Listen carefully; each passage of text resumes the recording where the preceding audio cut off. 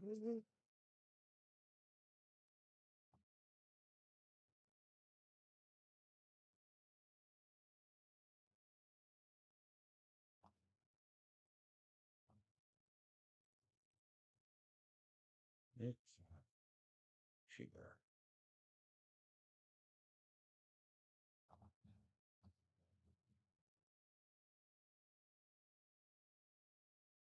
It's first.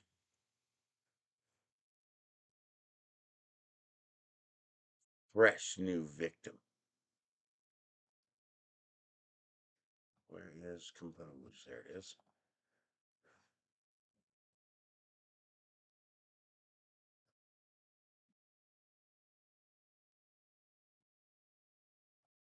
Unsent. Okay. How are you doing today, Matt?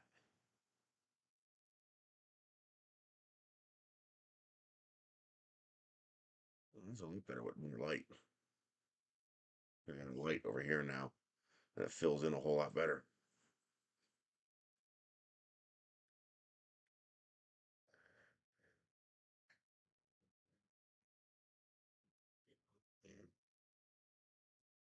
All right. I got to. I've been trying to use my little Canon. It's a just like a point and shoot in the car because it's got a big zoom. For birding, and I needed a charger because I couldn't find the charger. So I found this charger on Amazon, and at first I was really annoyed because it's got that built-in USB cord, which I hate, and it's not even a full-size cord. But it's all right. It's got a USB-C port too, so that makes up for it. Lets me charge two batteries at once. You check the power level.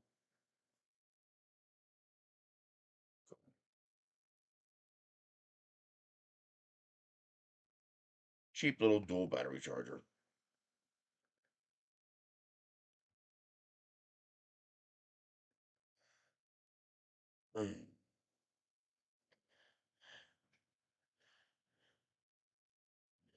No, the A1 is being a bitch.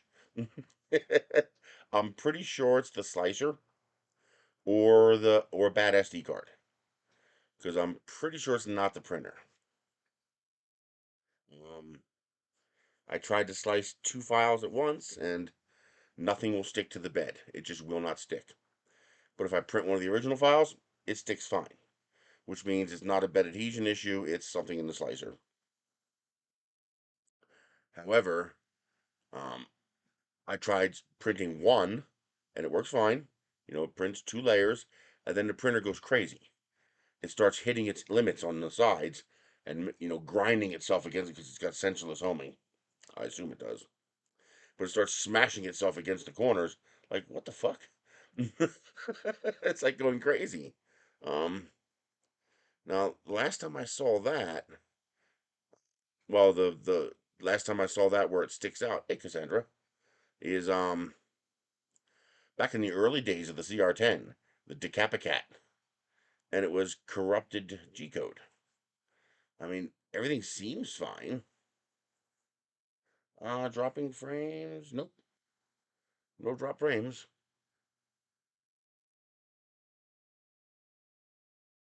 3600 kilobit per second. Drop frames 0. We should be good to go in that regard. Mm, boy.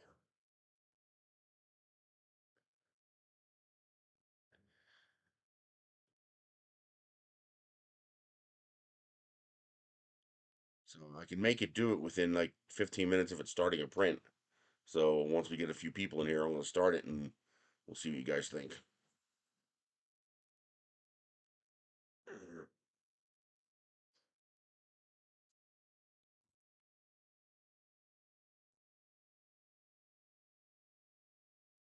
Sunkiss Zero Sugar Orange, $1.42 a bottle at Walmart. That's a good deal. That's what, $3 a gallon?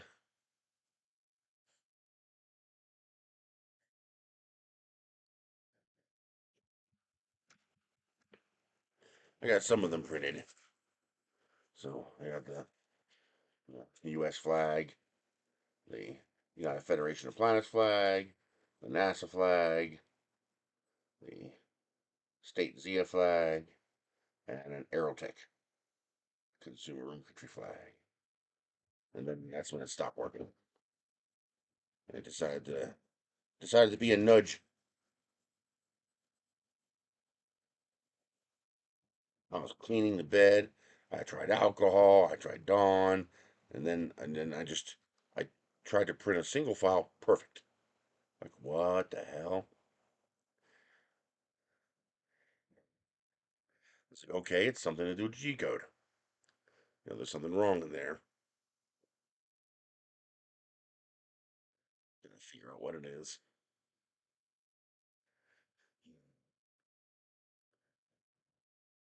It's Matt's fault. We'll just blame Matt.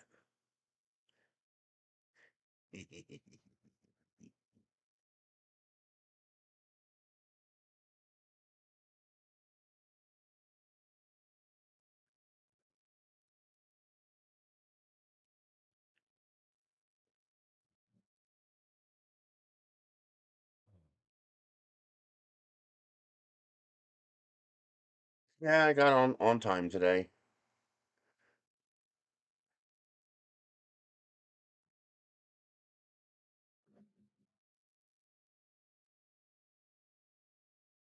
Hey, SPC and Cyber Bob.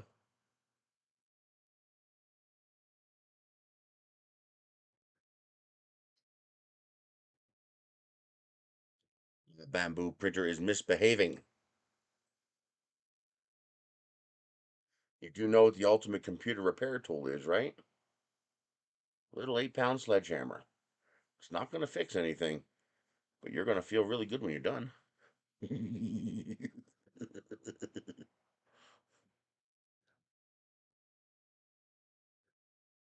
um, no. I thought it was a first layer issue, but it's not. Um, the reason I say that is that when I tried to print two flags, it looks like first layer issue, where it's just not laying down that first layer properly. Um, However, when I go back to printing a single flag, absolutely perfect. Like perfect. You saw the picture I posted last night in Discord. However, that print also failed. Let's see. We tried to print the Estes flag. I resliced it as well, and it doesn't seem to have any effect. It prints the first two layers perfect, and then the printer goes apeshit. Um, I turned it off. I reset it. I let it do a firmware update. I did everything. So I'm I'm gonna see if it does it again. We're gonna try it right now and see if it does it again. If it does it again, I'm leaning toward corrupt SD card.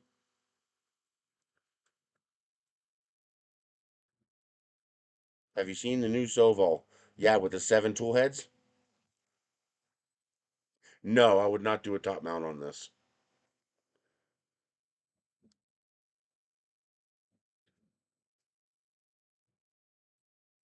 No, top mount's a bad idea, at least for my situation. The um,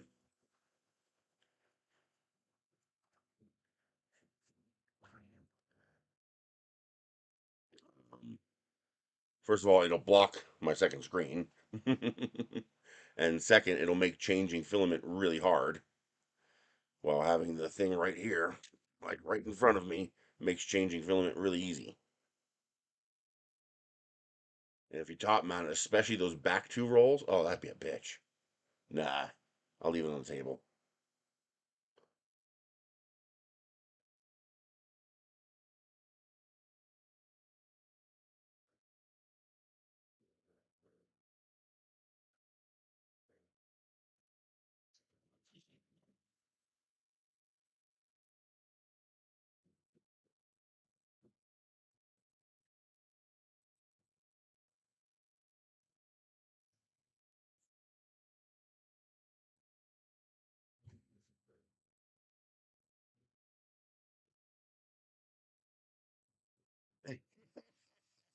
Nah, that index system is going to be nice. You watch. It's going to take you a while, but when you get it going, it's going to be nice.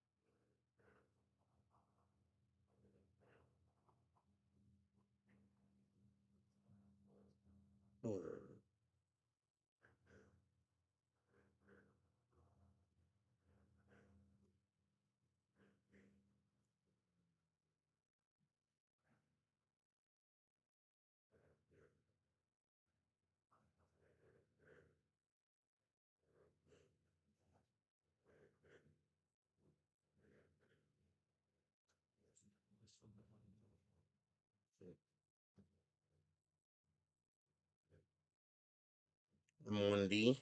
Oh, that's the Soval with a 7 tool changer.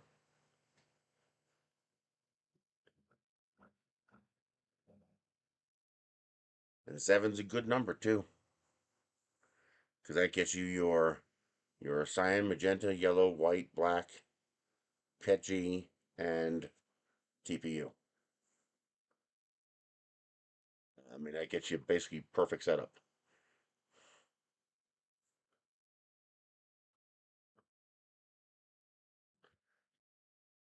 Your Well, that's the one that's the IDEX as well, huh? Nice. Then you could also do a split setup. You could do a Oh, that seven's annoying now. Why would they do that? If you're gonna do an IDEX, you need an even number. Because now you're throwing away a tool head. You're doing a 3-3. They need 8 so they could do a 4-4. Boy, that's annoying.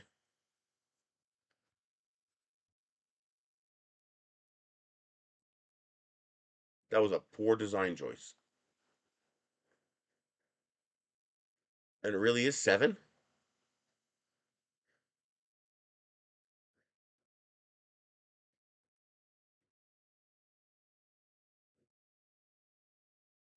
Or is it 6? 6 is a bad choice too. It really should have been 4. So 8 total. Hey, Big Bad Joe, how are you doing? I love the idea of IDEX though. It just increases the um, your production capability depending on what you're doing.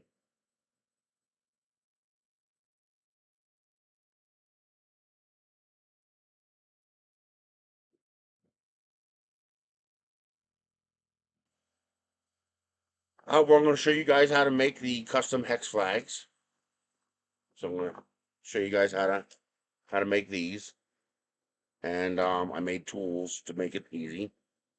But also, my A1 is being a little bitch, so we got to figure out why it's being a little bitch and beat it senseless a little bit. I'm starting to lean toward bad or corrupt SD card.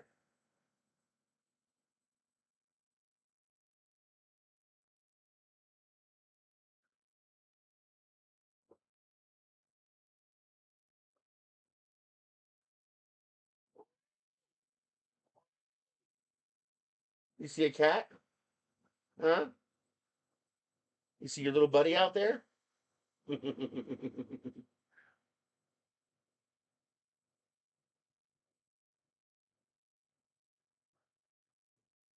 I rotate this more? No.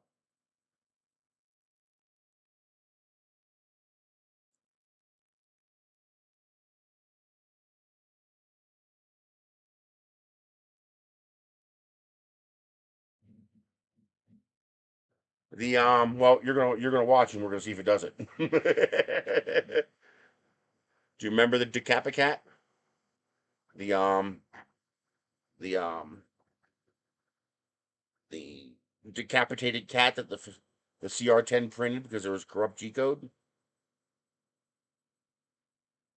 This is doing something similar.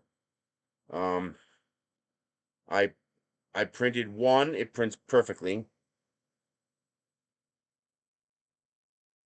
The I printed two. It does not print well. I can't tell if it's over or under extruding, too close or too far. It's just not printing properly, and it looks like bad first layer. I scrubbed it down. I tried alcohol. I tried hot water and Dawn. Nothing seemed to have any effect. So on a hunch, I tried to reprint one that I'd successfully printed before. Absolutely perfect. Perfect first layer again, which means it's not a first layer issue, it's something else. That tells me it's a slicer issue.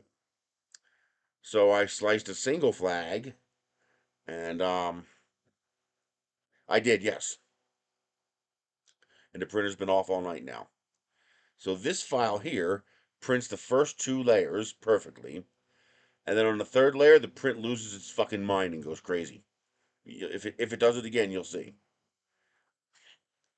It starts to slam into the ends of its reach and just make grinding noises because I'm assuming it's sensorless homing.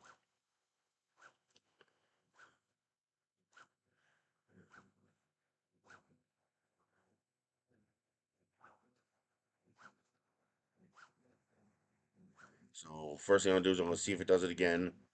If it does do it again, I'm going to format the SD card and upload just one print job and see what happens.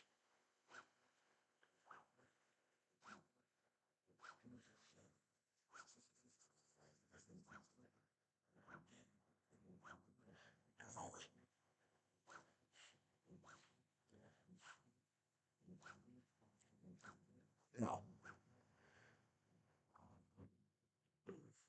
Not unless it's dumb enough to slice the first two layers, 2.1 layers for the A1, and then from the 2.1 onwards for the A1 Mini. That would be pretty dumb. It actually looks like it's trying to print it 1,000 times larger than it should. You'll see.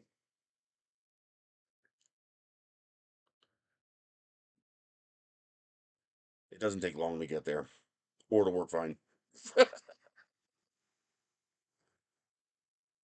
But yeah, as soon as it did that, I was starting to lean toward SD card. So I resliced the file, re-uploaded it. We'll see what happens. And if that don't work, I will format the card and try again. But yeah, I'm starting to think it's G code issue, not a first layer issue.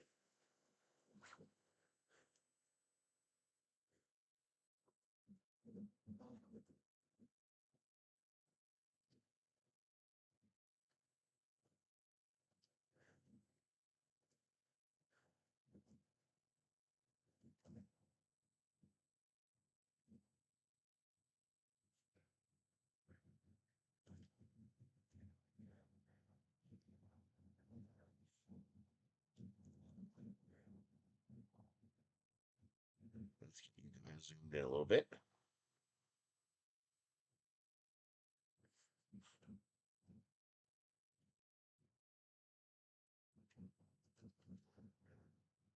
It looks normal to me, at least based on what this printer has done in the past.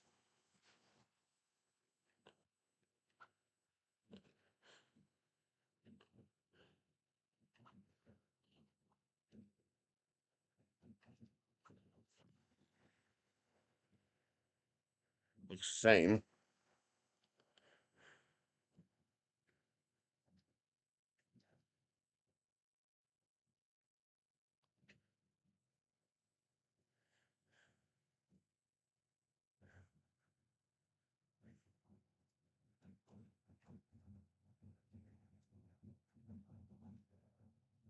First layers are never pristine on this printer. You can see that first layer is not perfect, but it sticks perfectly. You know, it's the exact shape it's supposed to be. It's stuck exactly where it's supposed to be stuck. What are we switching to? Black, I think. Yep. The one that came with it.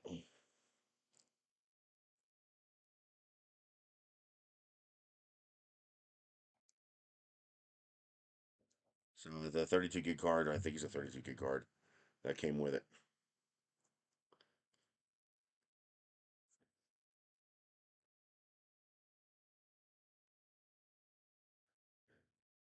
There's a lot of settings in the slicer that I'm not a fan of, but right now I'm leaving them alone because it's working. Like, I don't like the fact that it does a 0.42 line. It annoys me. It's a 0.4 nozzle. There's no reason to do a 0.42 line. Um, I don't like the fact that the first layer is 0.5. You know why? You know, if you have that much precision, why do you need the first layer to be so thick? But again, I'm leaving it stock because I don't know what I'm doing yet, so I leave it alone. And so far, it's been working.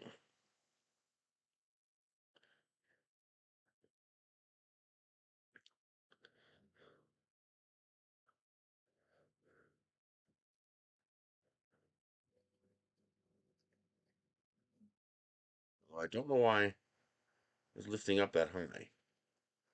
Like, why did it lift up right there?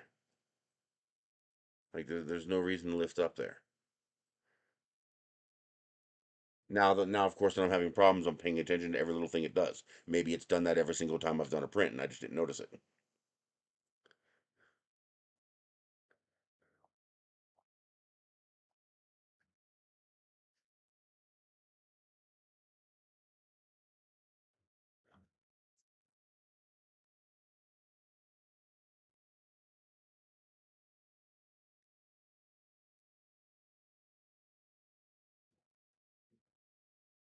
What's it doing?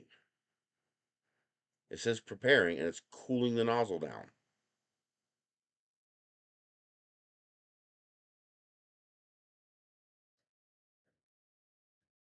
Something's wrong with this.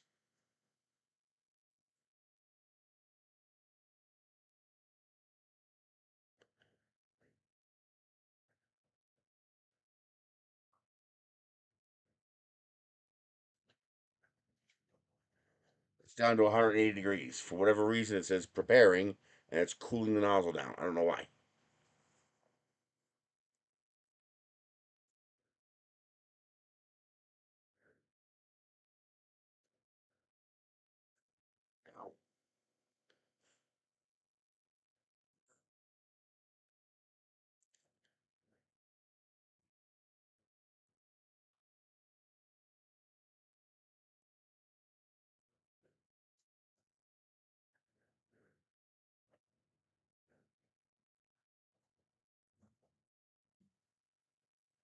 Yeah, it's down to 150 degrees. Something's wrong. And the bed's cooling down now, too. Okay, that's not working correctly.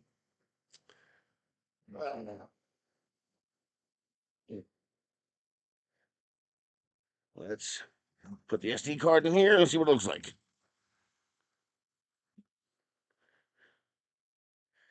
That's something new. It didn't do that before.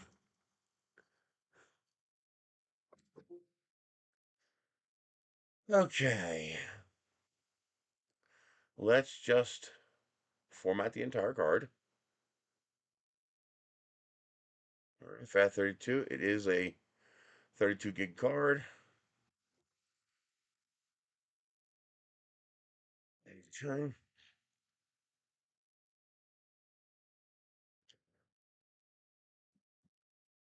Okay.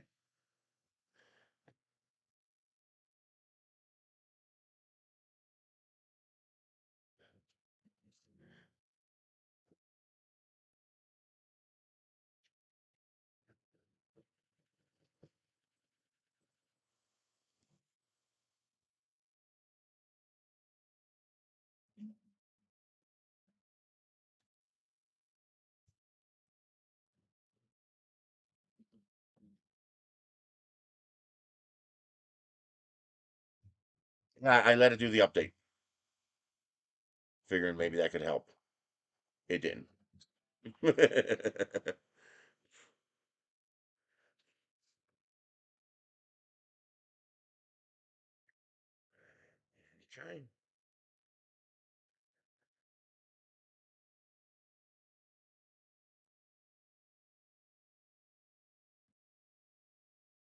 Okay. Alrighty. Layer height 0.2. I leave everything stock. I don't change a thing. It is doing print sequence by layer. It is doing blue, black, white. Okay. Slice plate.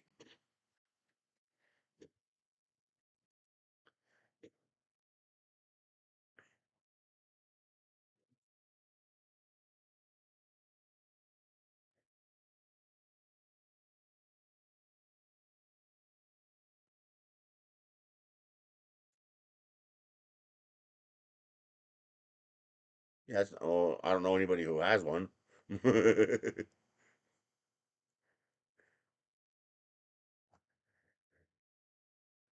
At this point, I'm thinking either the SD card is bad or the printer itself is bad.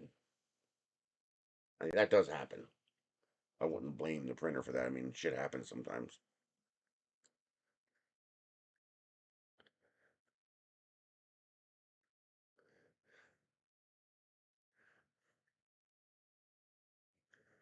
Okay, slice okay. It looks correct. Send. SD flag. Send.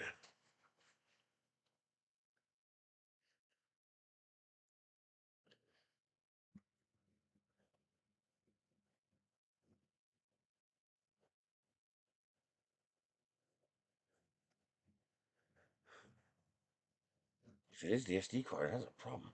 I don't have another SD card. Shit. Um,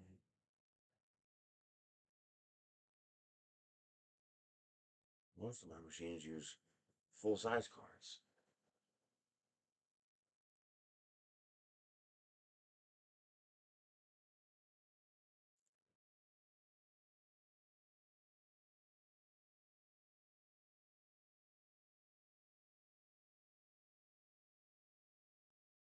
What's that? Look, bottom green line, and slide and read the G code. You're gonna have to clarify that.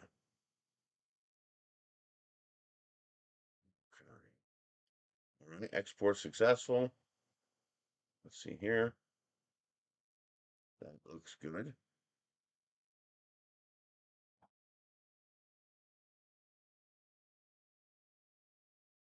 All right, that looks good. That's what it's supposed to do. Okay. Now, device, storage, model. So it actually uploads a 3MF file?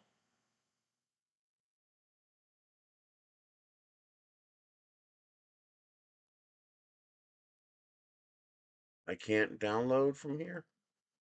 Just delete or print, huh? Okay.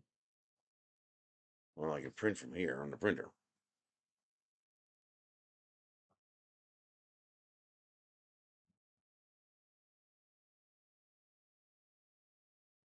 All right. Print file, SD's flag, next, print. Let's see what it does.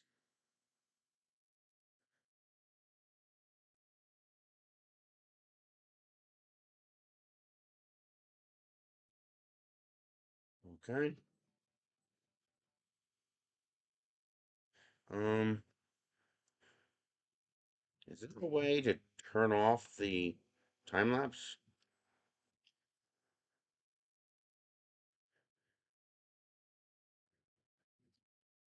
Like I might as well not beat up the SD card while I'm trying to use it.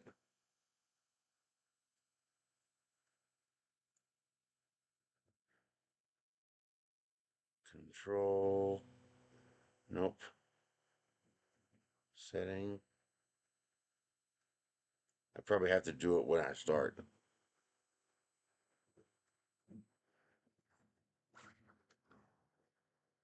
A little bit. That won't affect anything though.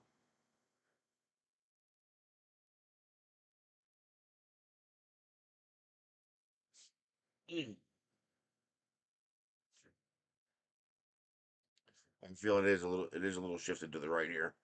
It's sticking out here. But you can't see that. Back here it's fine, but up here it is sticking out a little bit.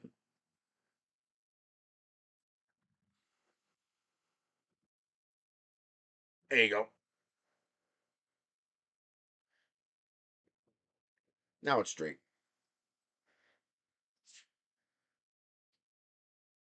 Oh man.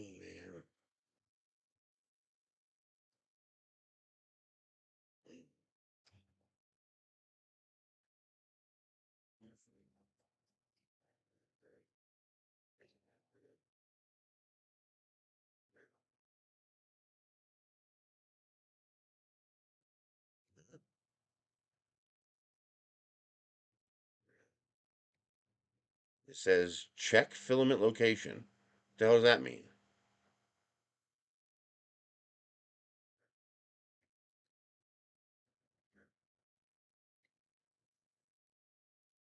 Change the filament, preload the filament to be printed. I don't have to do that.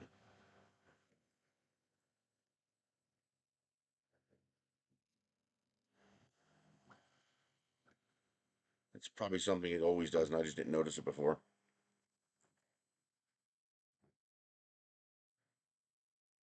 All right. There we go.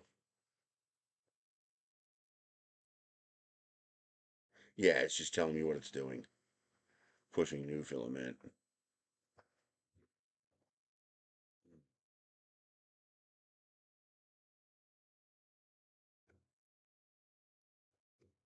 Yeah, it is.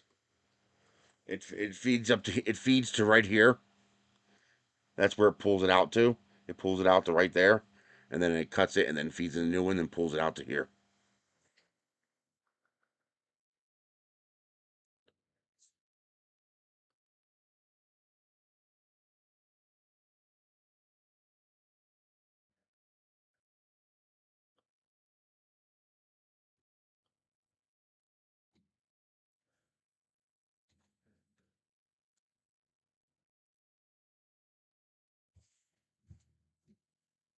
Oh.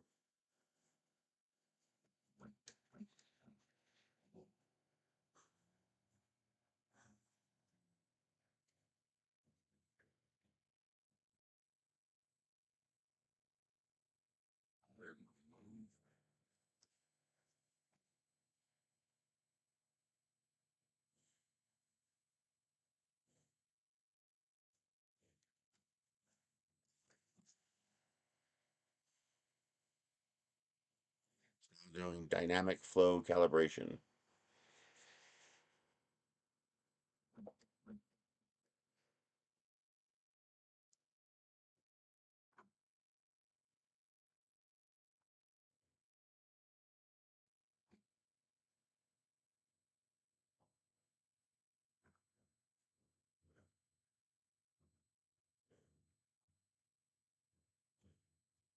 This is something it always does.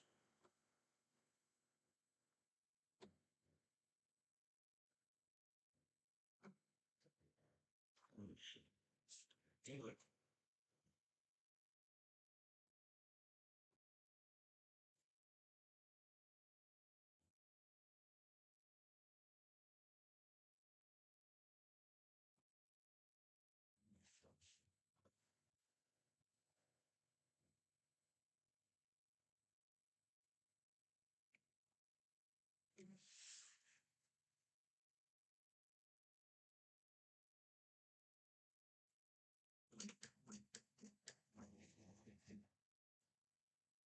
Now it's going to do its vibrating thingy.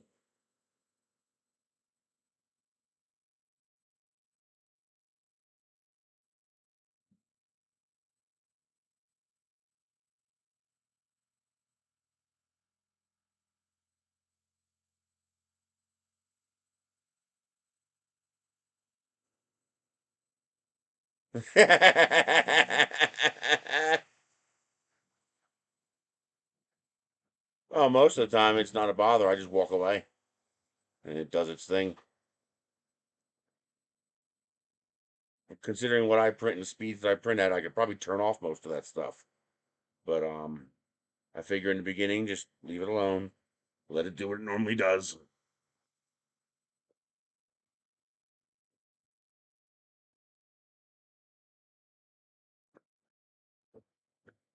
Um, Let it do its thing since it knows better than me.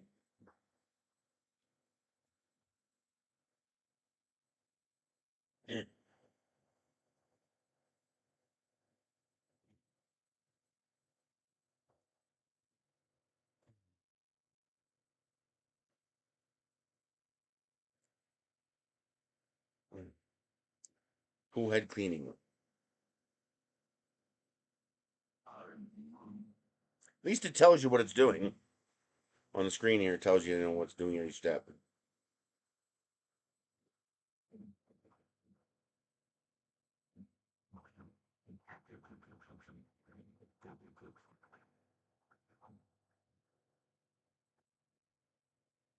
Hmm.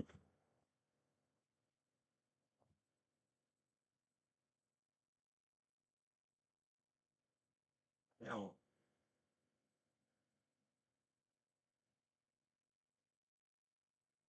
Well, as much as I would love to have a U1, I ain't got 900 bucks. So that'll be a while.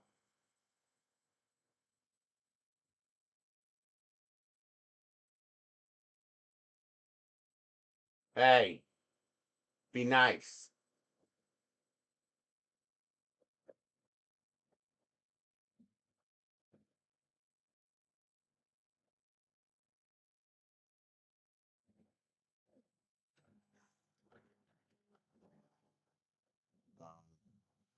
That tool head is, oh, it's bed leveling. Okay.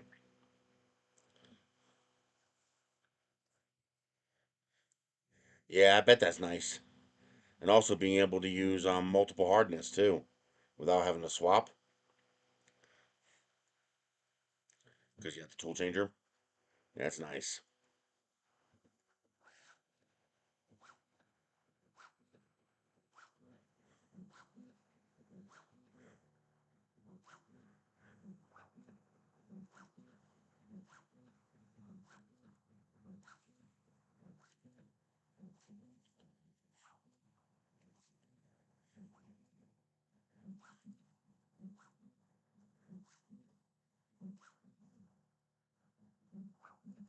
Is this thing smart enough to only bed level the grid where I'm printing, or is it the same grid no matter what you print?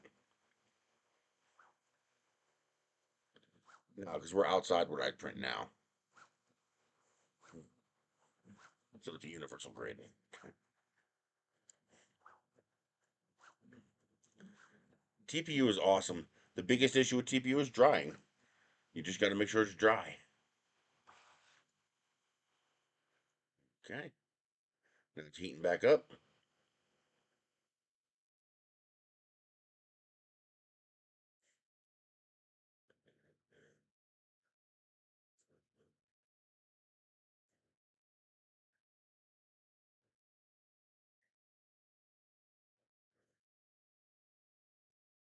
Oh,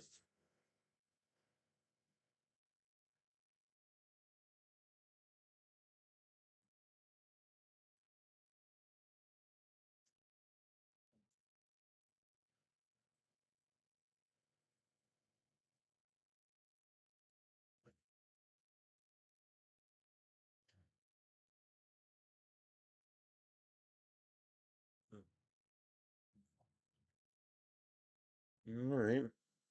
It's beginning.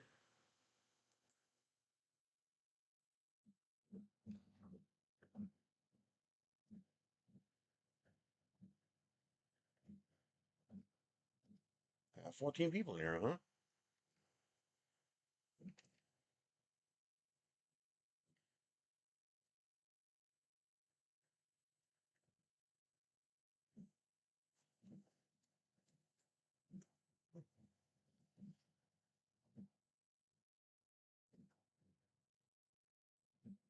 That looks good. That looks nice and clean.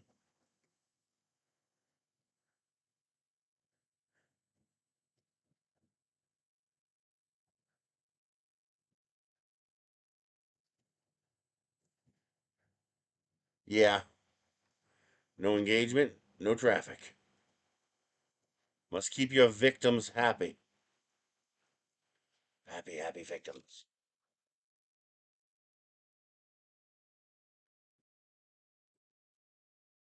Oh yeah, that looks real nice.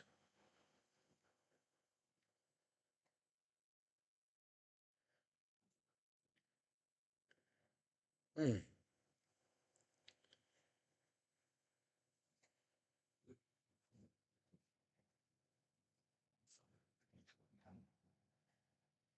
Mm.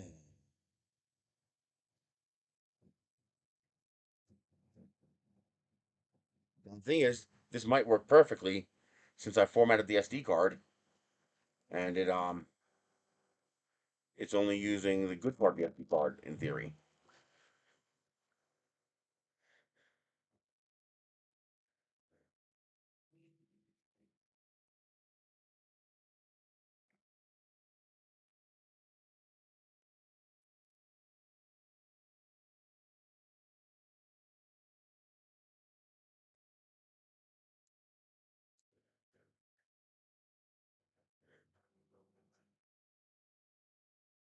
Oh, I know.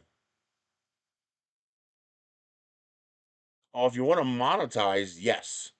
If you want to sell stuff, you'll probably make more money with the UV make, the UV printer. There's just so much more you can do with it that's marketable. If you want to make stuff, you want a 3D printer. If you want to sell stuff, you probably want the UV make.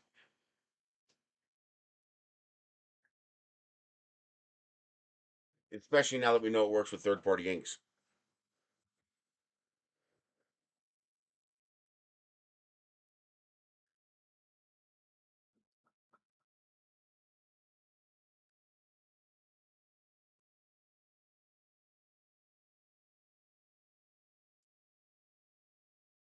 I bet. I bet that's the kind of thing where you're gonna want to use it like every other day. Make sure you print something. Excuses, excuses. Always with the excuses. Yeah, yeah, yeah.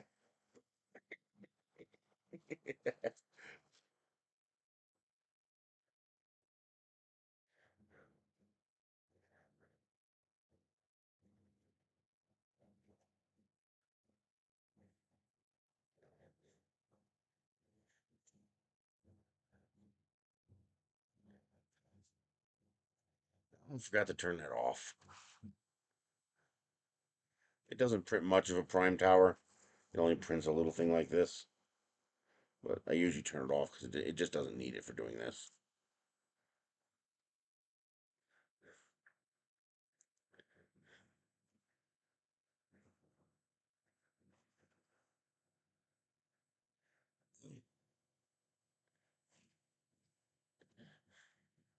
He knows we're just screwing with him.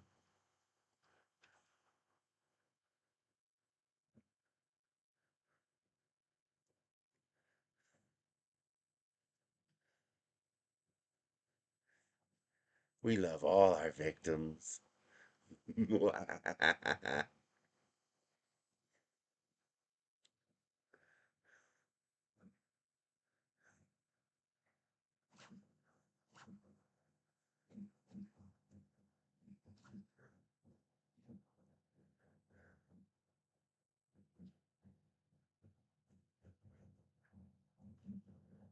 don't care.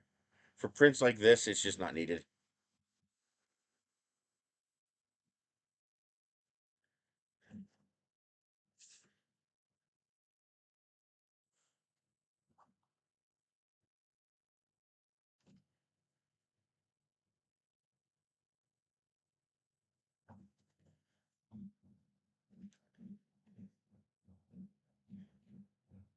Man, I gotta say, it is amazing the first layer this thing does.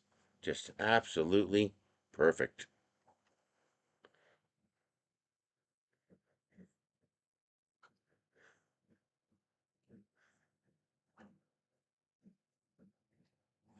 That's the one that failed last night.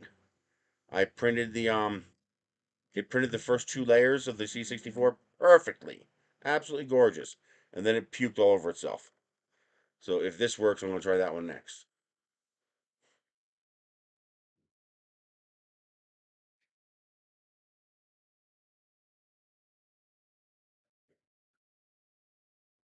It looked really nice. The C64 one, yeah, that one turned out nice. And just get a pair of markers to Oh no, you can print it out. It prints beautifully. Whatever problem I'm having is not the files, it's not the models. It's the printer or the SD card. But yeah, you can print it out. In fact, we might as well get these uploaded. Let's see. MAK Maker World. All right. Upload 3D original model. I think so, yes.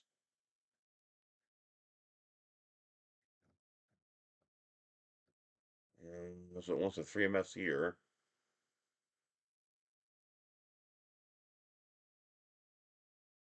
Mhm.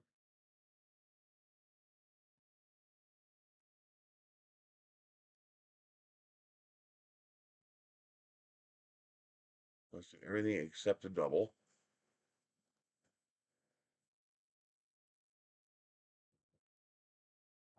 Hmm.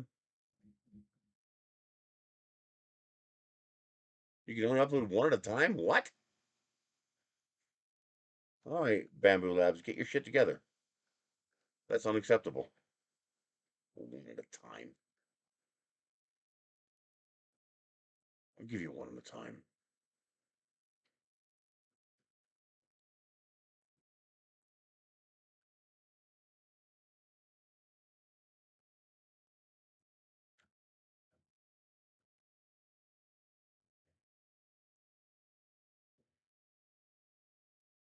Um, how does that work?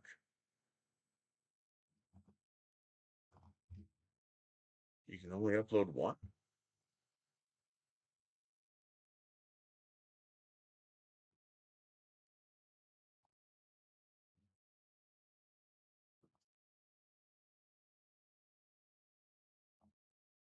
That's weird.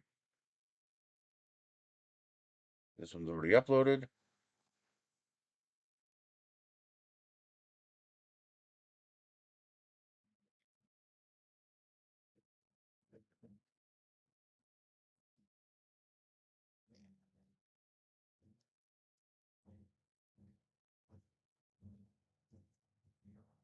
All right.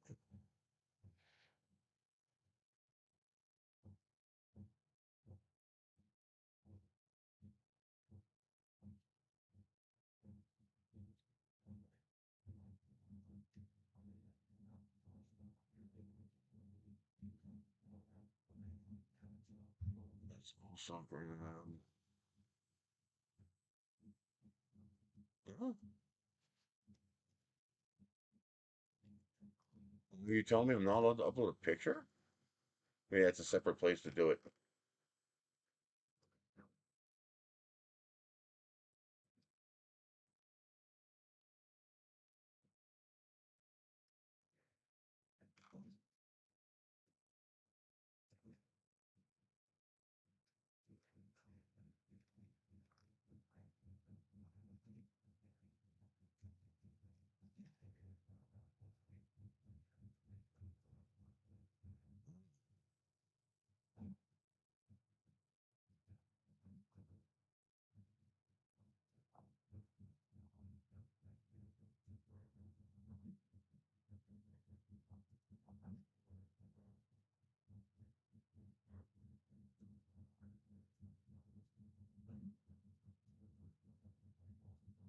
Oh, that's annoying.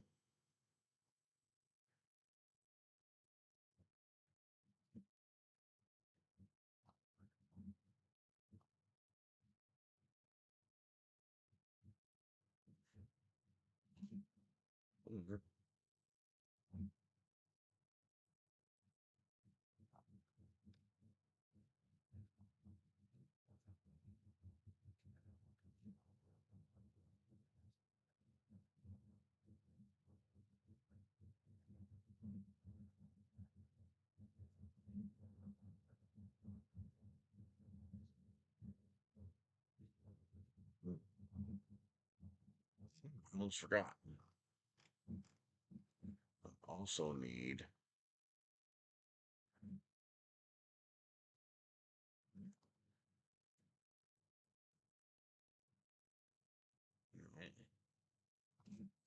where is the other files? Oh, come on.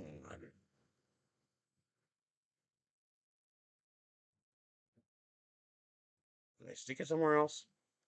Oh, there it is. Flag base, flag tool. Okay. Okay.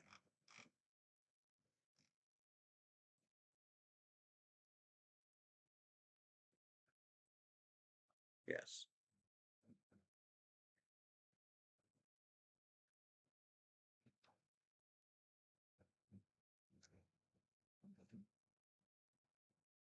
Sure. Why not?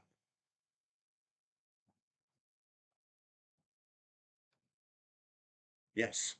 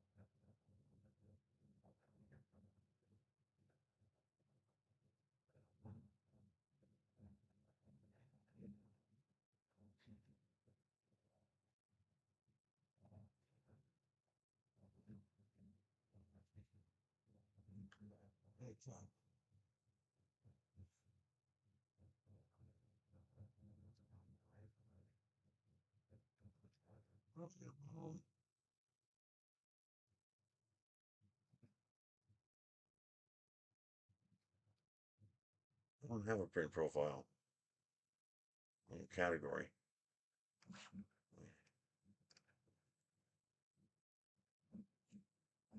Signing the logos, I guess.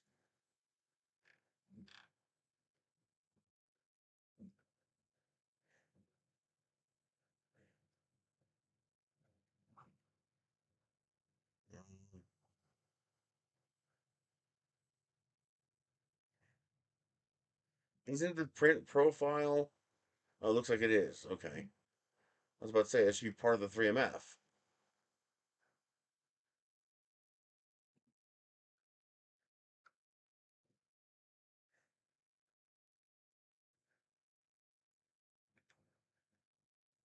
Okay.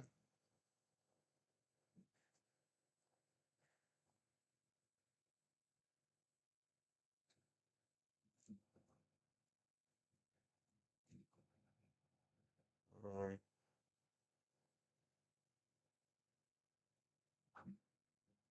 does it have to be oh, it has to be verified. Well, that's interesting.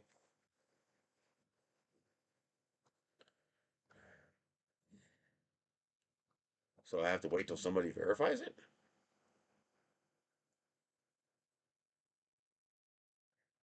Okay. What's this?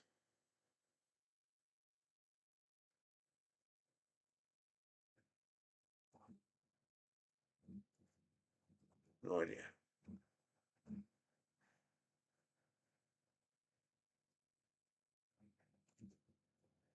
I thought I'd uploaded a file here before. I guess I didn't.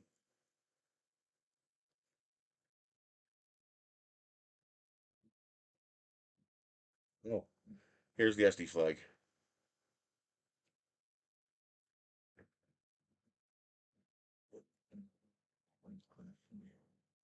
No, print's real nice.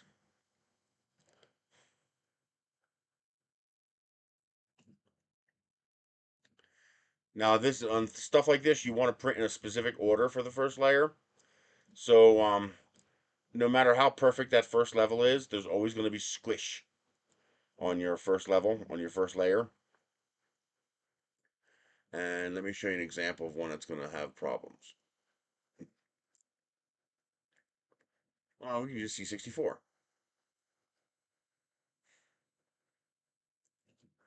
Yes.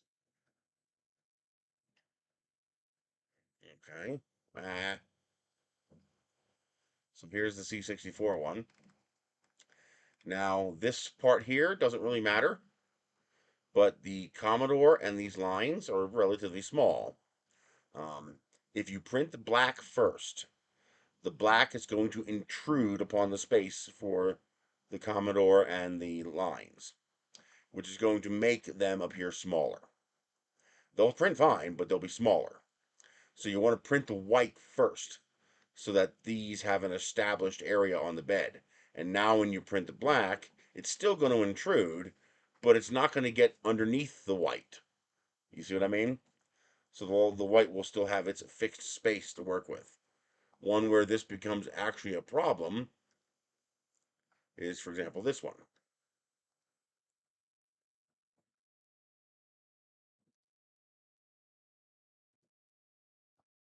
So the two problems you're going to have is that these letters are very small. So if they get intruded upon by the blue, they're going to be even smaller and harder to read. And then these little stars become problematic. If you look at my NASA flag that I posted, you'll see on the one some of the stars are just not there. They disappeared, and that's because the white field didn't leave enough space for them. So you print them first.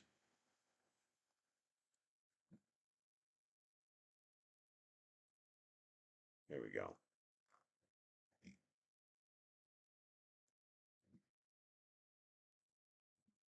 So these little stars here, these little spots, they just don't appear. Half of them disappear if you print the blue first. So with this one, I print the red first, then I print the white, then I print the blue.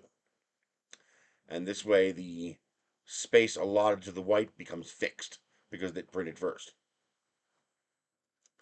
And so as long as you remember to do that, you select off the plate, go to Objects, here, Objects, and you have here, First Layer Filament Sequence, Customized. And you can see, I tell it to print red, white, blue, then black. There is no black in this one, but point is I print the red first, then I print the white, then I print the blue. Now after the first layer, it decides what order it prints them in, and I don't care. Um, Also, certain prints, your backing color becomes important. So for example, the next time I do the Aerotech flag, I'm going to do it completely different.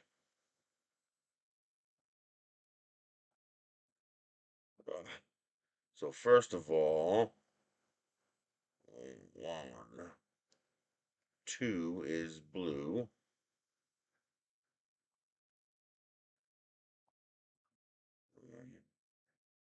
No, 2 is white. All right. 4 is blue. And 3 is black. Okay. Well, I'm going to change blue to yellow since I need this one to be yellow. All right, so yellow. And now here we go. I list them by the color they should be. So the yellow is supposed to be yellow. This is white, but it's actually supposed to be black. And then the base. Normally I make the base whatever the last color to print. But in this case, I would actually make the base yellow. And the reason for that is this.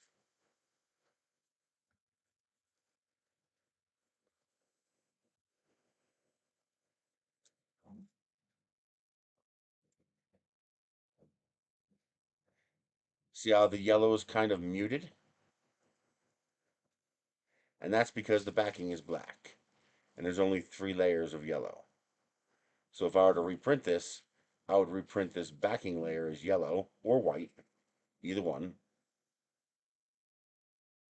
So if you're using a specialty yellow, you might want to use white to save money. Um, but the reason that yellow looks really muted is because it's backed by black. And so the black is darkening the yellow.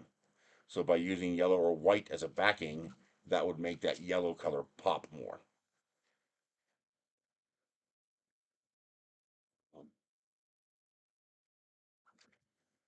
These are from Model Rocketry. So Aerotech is one of the bigger, well-known companies that makes some model and high-power rockets and high-power rocket engines.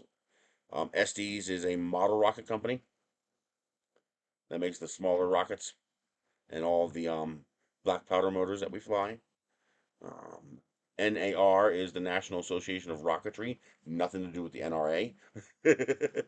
I'll be printing an NAR one as well. I'll also be printing a Century model rockets one. Century rockets doesn't exist anymore. They got absorbed by Estes a couple decades ago. But they're an older 70s, 60s, and 70s rocket company. They made some pretty cool kits.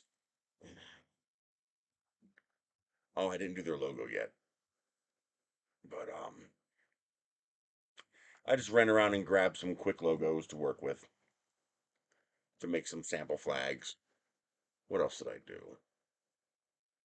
Um, you saw the NASA, you saw the United Federation of Planets, SDC64. I did the Canada one for DWIT. So there's our Canada one. And I did not. I thought I printed that. I thought I printed the new Canada one. I guess I didn't. Huh. Um, yeah, they are. I like them. And good people, too. What else? Yeah, that's it. All right, now let me show you guys how to do this. So far it's working. We're still on the first layer. Oh, we have a screw up right there.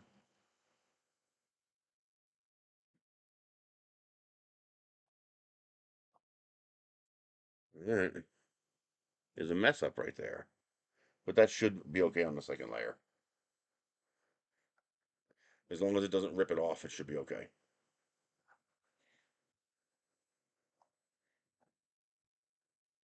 Okay. Still says verifying. Oh, there it goes. Publish models.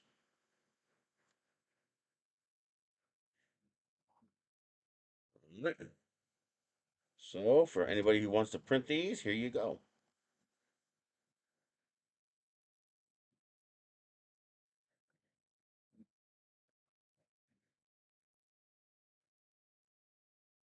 Now, to do it is actually kind of cool. So we're going to go into one of these. Let's use the Aerotech one since that's easy. Actually, the Canada one's easy too. So in order to keep Tinkercad happy, we copy all this and we are going to bring it into a new project.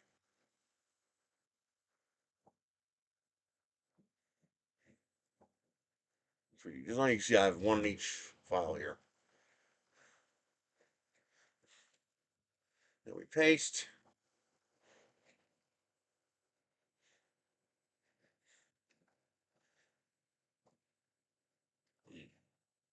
Now, to make sure these files are cross-compatible, I put them all in exactly the same place. Right here, just like that. This way they're all in the exact same spot, and you can align model origins in the slicer.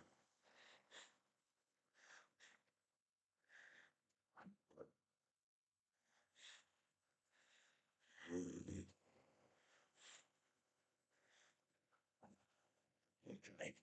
So the first thing we do is we hide this one. Is this the tall one? Yes, 5.4. So we hide that one. We take this. First thing I'm going to do is delete that one. I want to ununion this. Why can't I pick it? Oh, because I have to ununion again. That's why. Okay. So now what we have here. Oh man, I can hear that goddamn mouse.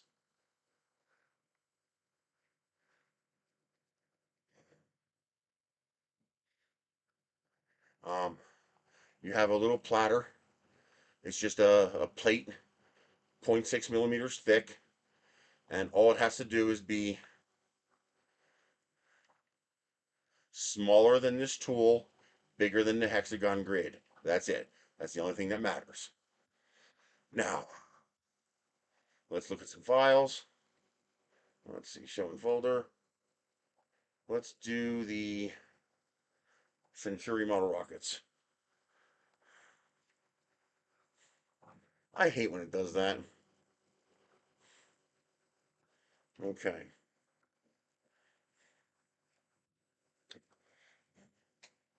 All right, that's a pretty easy one, but we need to use Photoshop for that.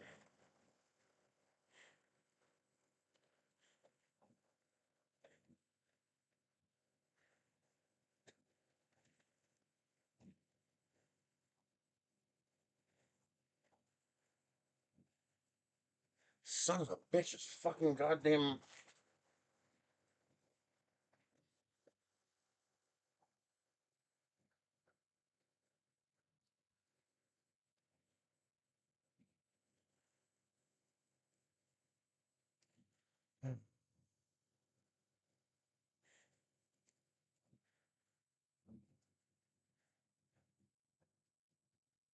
Let me get the screen so you can see what I'm looking at.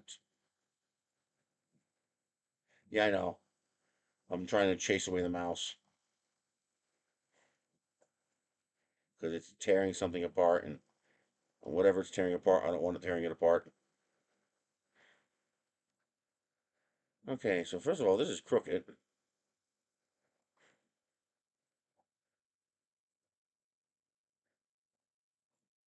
Let's go 2 degrees. Hey, nailed it. 2 degrees looks good to me. Okay, so we're going to select the black, Control CV, then we're going to select the red, which is not working. Oh, go back to the background, select the red, Control CV. You do have to be in RGB mode for this to work. So now we have this layer and this layer. So that is the not working. There we go. There we go. So now we have the black layer and the red layer. Okay. Now, we save each of these as a PNG. Actually, what I should do is I need to make this black. For some reason, color is important when you convert these to SVGs. I don't know why, but you need them to be all black. Now, we know that one's going to be red, but make it all black. Then I need to... Why can't I do that? Because I have an area selected. Select, deselect. I need to put a corner like that. And I need to do this. And I need to do this. This way, both of them have a corner piece. You'll see why that's important in a minute. because without it, I can't align these parts. All right, now this one, file, save as, Century logo, PNG, black. Okay. Really? Come on.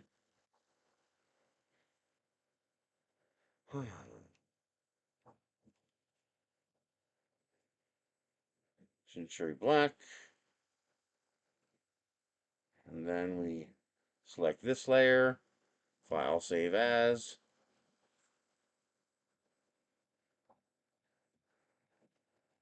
Century red.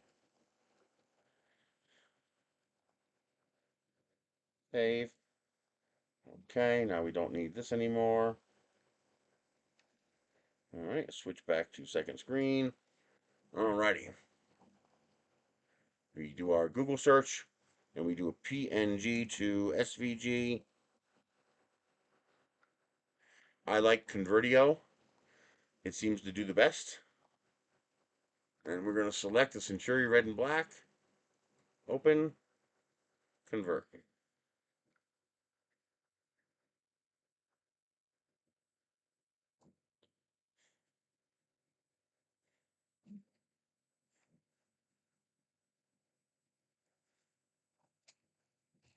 Here we go.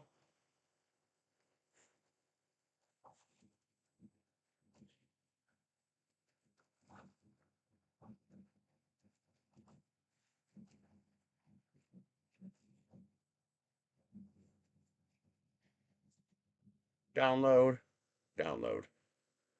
So now we have Century red SVG and Century black SVG. We come back here. I don't know where the hell you came from. Go away. We go import. We pick the Century red. And then import again. Century black. You'll see why we had to do this in a moment.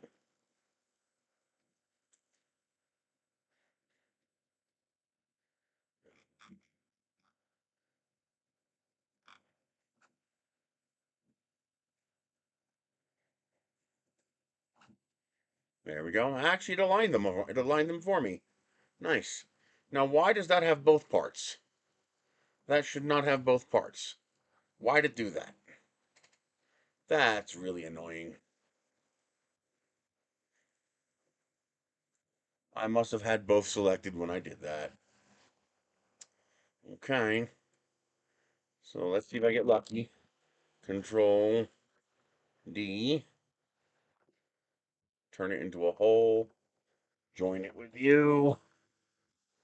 And merge. See you later, Matt. Alright, that only kind of worked.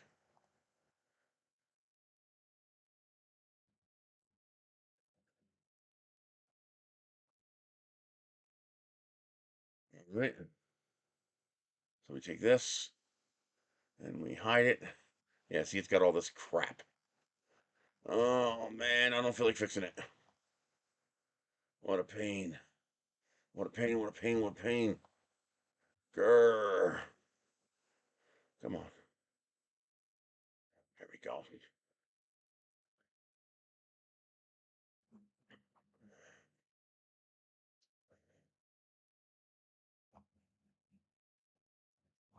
All right. I hate that I have to do all this crap, but uh,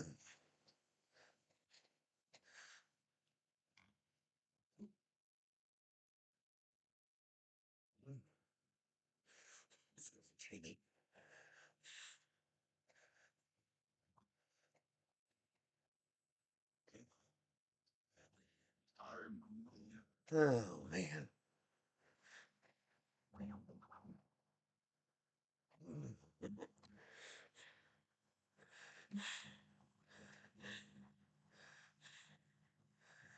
Really?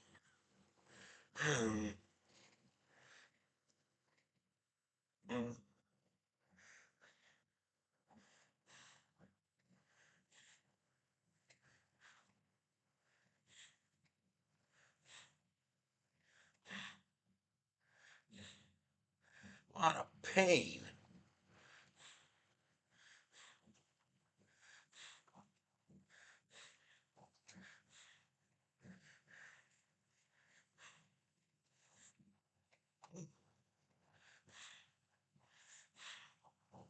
All right, is that good enough? Yeah, all right, I gotta go to the bathroom. I'll be right back.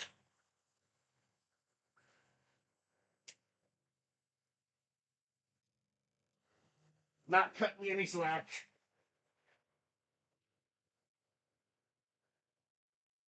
Hi, baby.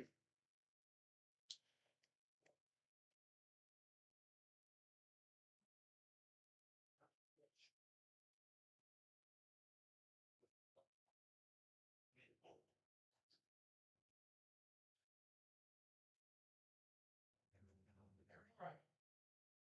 Get in there. Come on.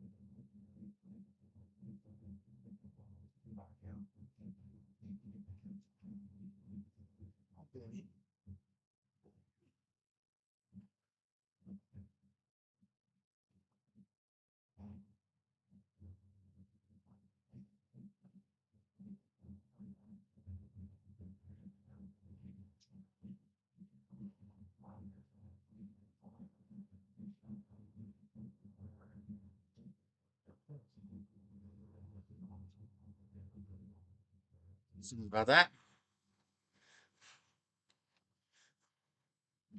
Son of a bitch. I want the shoe off. Urgh. Oh. Okay.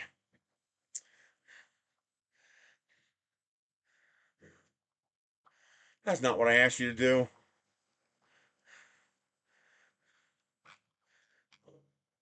Why are you selecting all of it? You're not. It's just because of the alignment jig. Okay.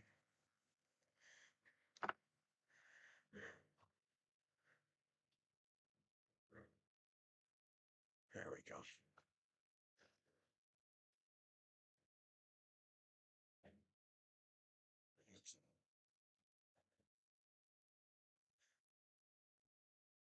All right. Now, the reason for these squares in the corner is so that you can align these. Now, we got lucky, it auto-aligned them.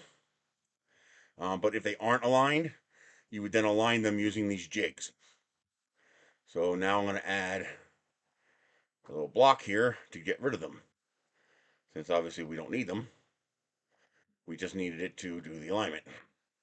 So you select one, align with that one, join, and you select the other two, join.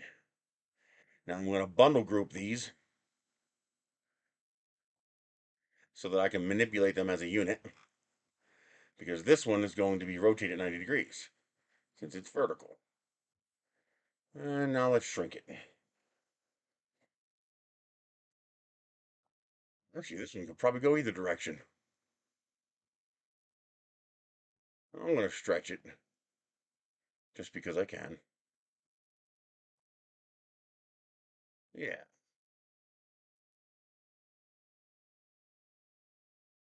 Right. You and you. Align on you. Center. There we go. We have a little bit at the bottom, a little bit at the top. That looks good to me. Okay. Drop. And we're going to make this 0.6 tall. There we go.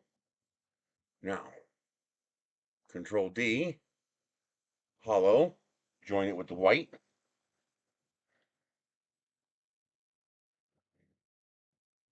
There we go.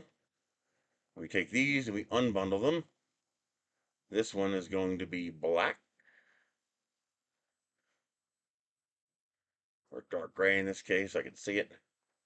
And this is going to be red. There we go. Now, one other important thing you need to do. That doesn't look right. Why doesn't that look right?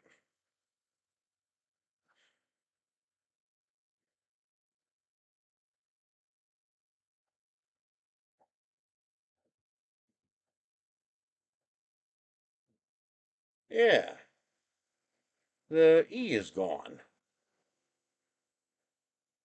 Oh, that's my fault. Yeah, it's my fault. I forgot to clean up the E. A derp a derp. Let's do it manually. I can fix it in here.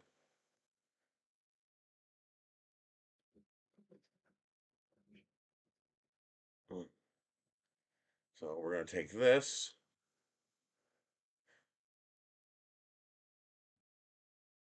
Would you stop it? God damn it. Oh, that pain in the butt. All right. Drop.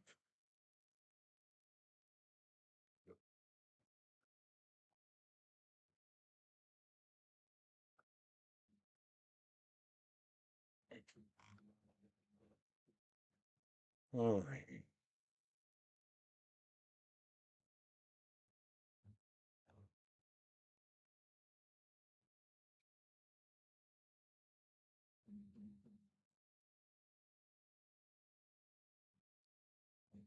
That looks pretty good to me. Control D. Rotate you around. Bring you down here.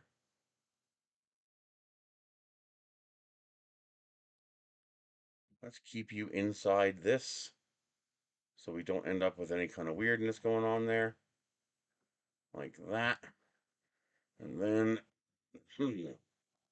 we just slap you on there. Really? Really? Like that.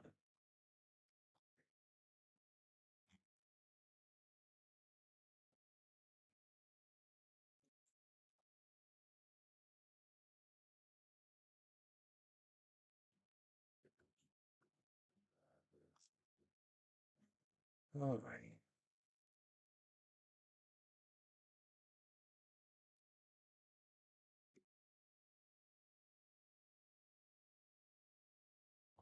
Looks good to me.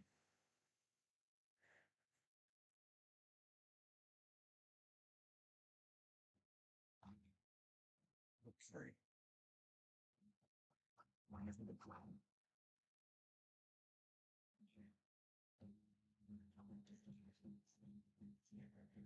Trim tower's all screwed up.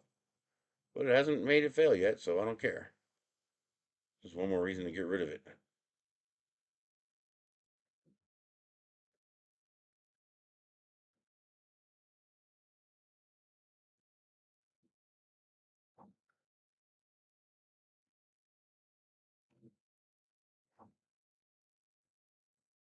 There we go.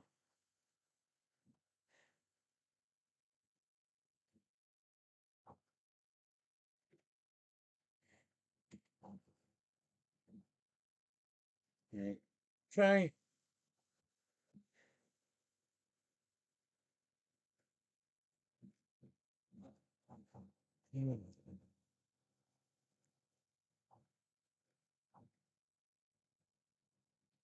This is going to go this way.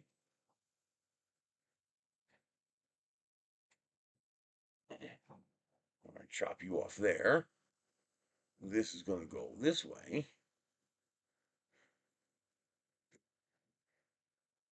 And how do I select that? Of course, there'd be a piece all the way down here, wouldn't there?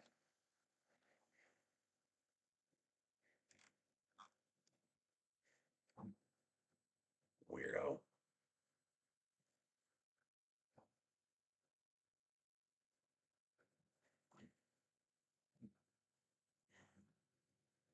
Why is that all the way up there? What the hell?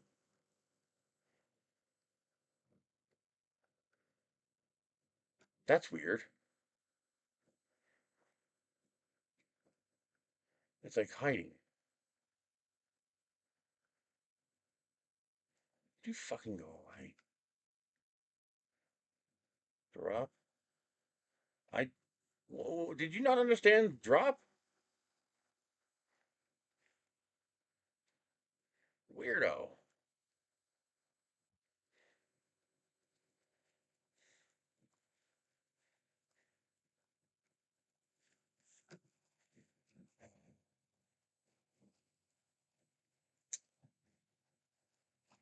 Let's see.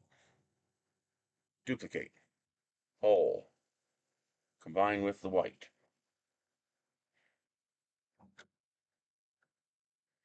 Why won't you let me do that?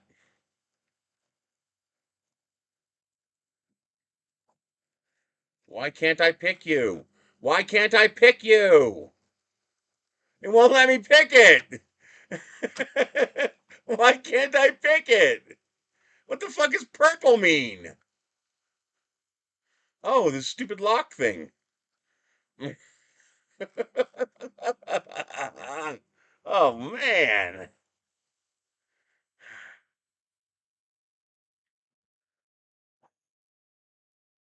Okay, that's part of that now. This needs to be 0.6. This needs to be red. And join with this. Okay. There we go. All right, now the reason we did this is that these can't all occupy the same space. So they all have to occupy separate spaces.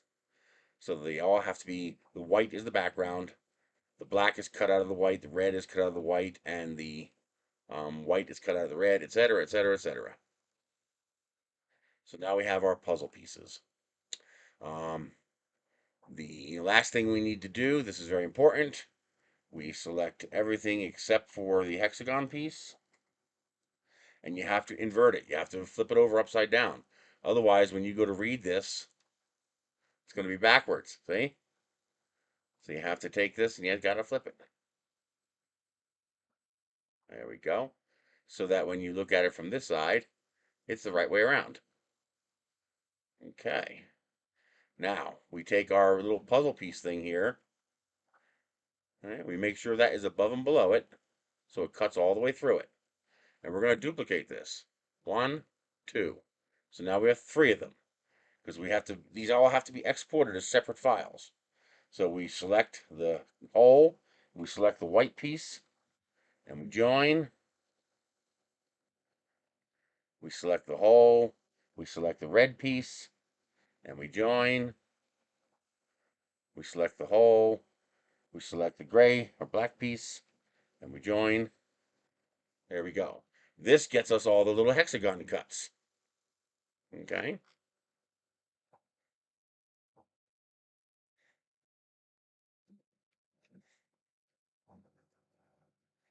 Now we bring back this.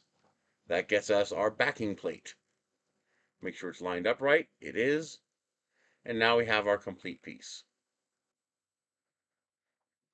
So we're going to call this Centauri. And this one's going to be back, which is this piece back here. And we're going to export it. And then for the rest of it, I just name it by color. So this one's going to be Centauri White.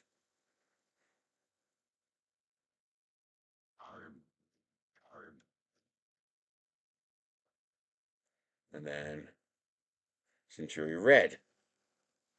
And select the red one.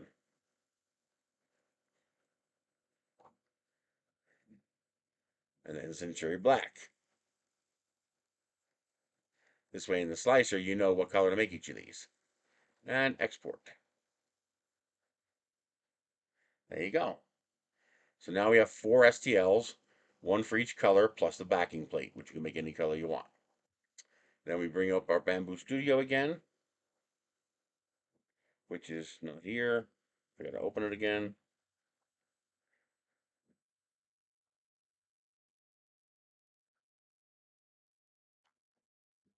We have our 4 pieces.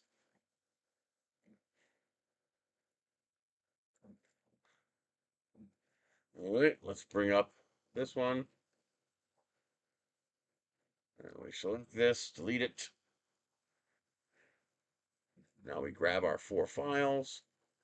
It's going to say load these files as a single object with multiple parts. Yes. Okay, double click. That's going to bring up this screen here. So the back, we're going to make the back white since the background is white. Then these, we make the appropriate colors. What do I have loaded? I have 1 is red, 3 is blue, 2 is white, this one's black. Okay, so this one, we change this one to black. We change this one, it's already red, and this one gets changed to white. Okay, there we go. Now we have the Centauri Rockets logo in the appropriate colors. Now we're going to go to first layer sequence, customize. Now on this one here, there's not a whole lot we need to do, except I would actually do the,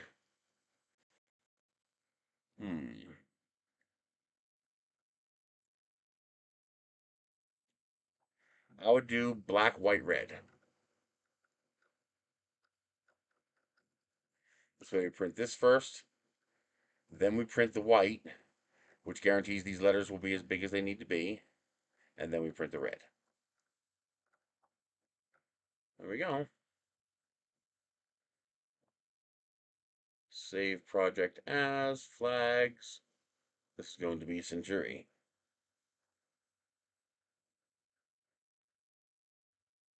Centauri flag. Save. There we go. I could upload this to the printer, but maybe I don't want to do that. Because if something's going on with the SD card, I might actually cause it to fail by doing that. So I won't do that.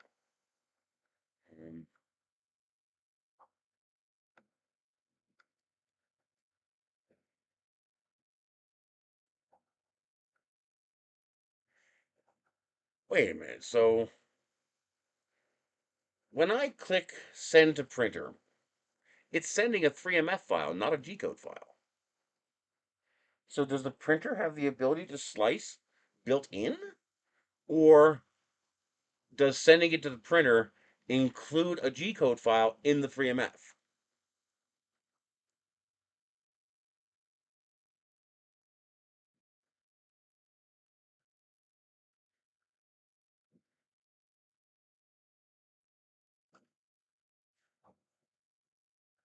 And how do I do that? Oh, slice.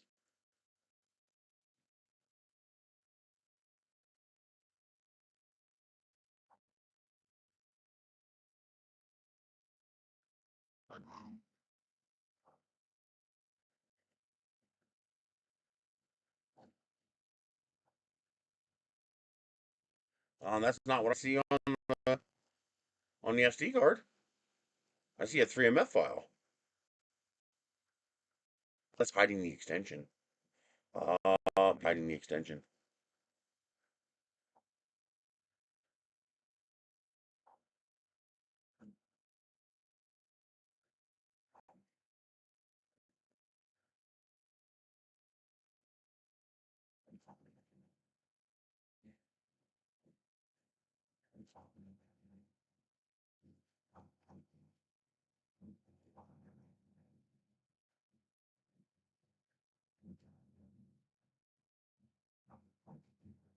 Okay. So what does export plate slice file do? It exports a G-code file. Let's do that too. I'm curious.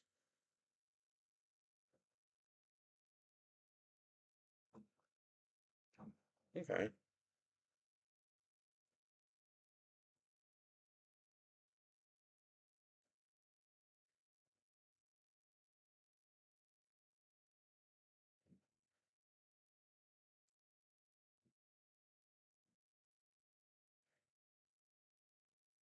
Is there any particular flag you guys want? So to go over this again, because I might as well go over it again, doing one that you guys want.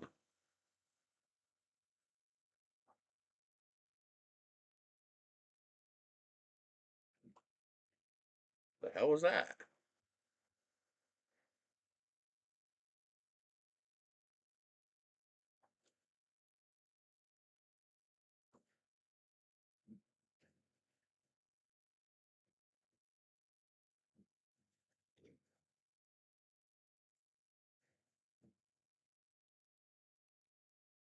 Again, we put it in the exact same spot.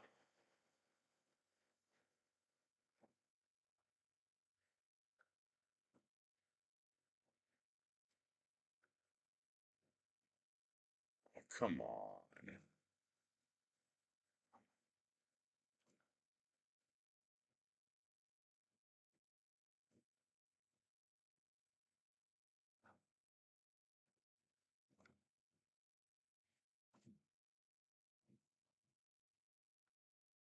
There we go. We're ready for a new one. Oh, I think I finally figured out what I was looking for before.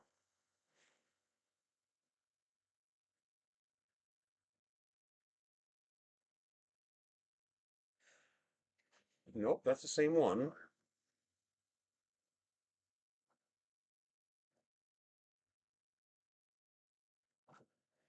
Hmm.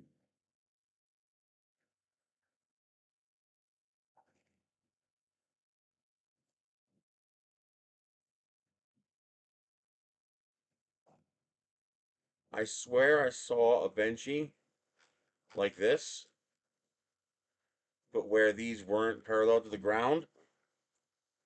Ooh, what Mars flag though? I know which one I could do. MCRN flag.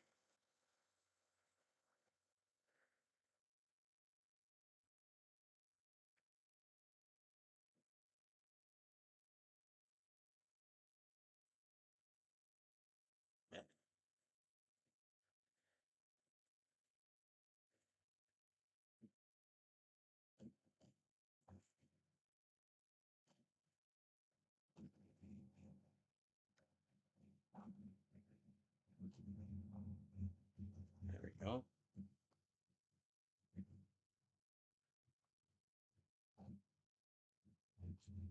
There is one, two, three, four colors. Perfect.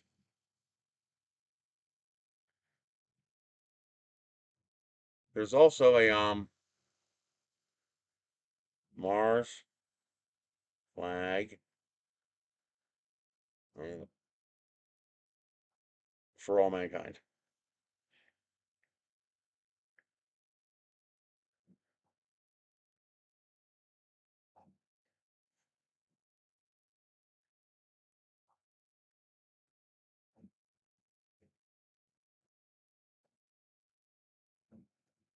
Okay, that is not the flag that we saw on the TV show.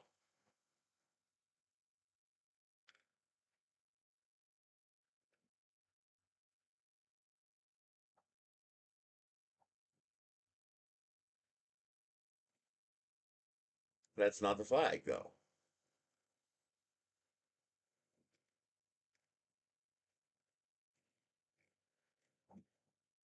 I mean, I get it, but that's not the flag that was in the TV show. Mm.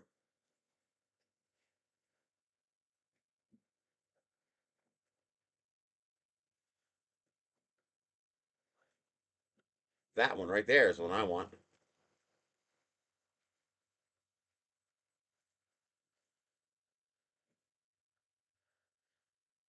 That's the Mars flag. So how do I get a decent copy of that?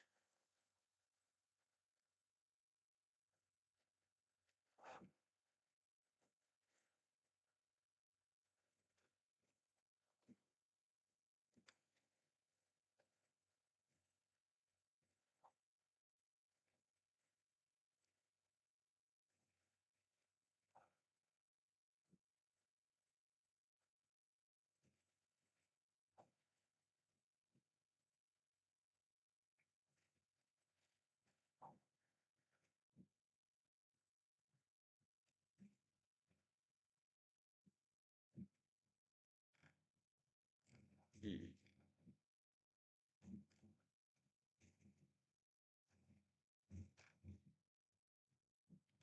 So does nobody want to make that flag?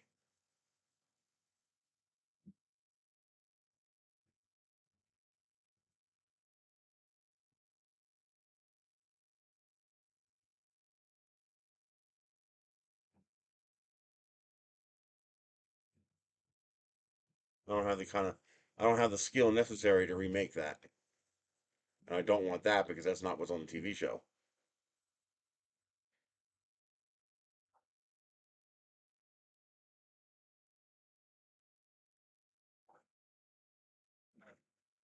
Artemis is too many colors.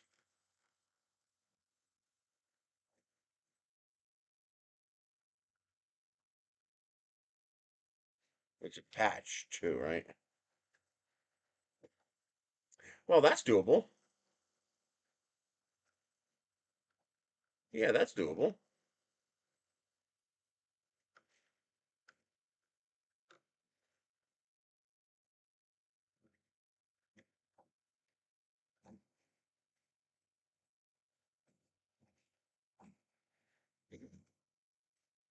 And how do I find an actual picture of it instead of I mean, an actual drawing of it instead of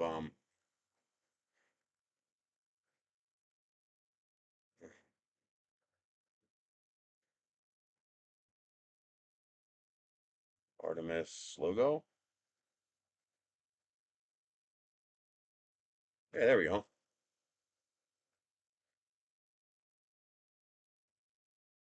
Oh yeah.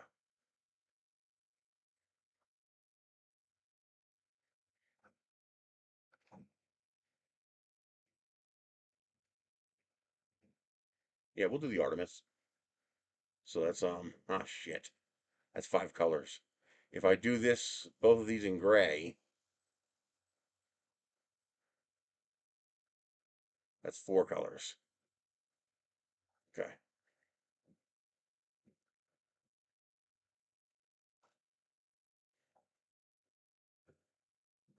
Okay. Come on. Why do you gotta be a dick?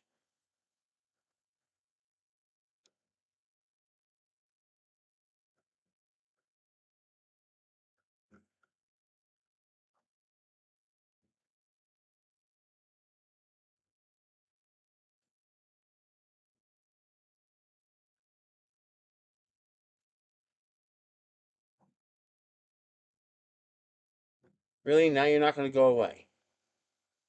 Go the hell away. You fucking piece of shit. You gotta be kidding me. It won't go away. Now it went away. Bastard.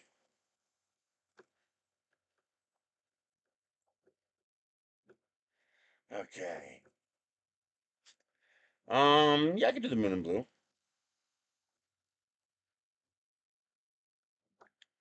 Let's see.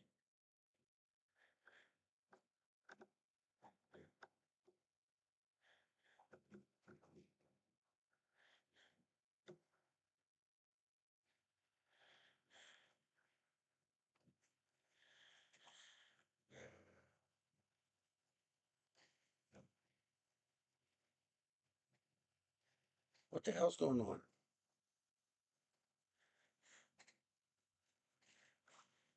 Hang on. I gotta go to the bathroom again. I don't know why I have to go to the bathroom again, but I have to go to the bathroom again.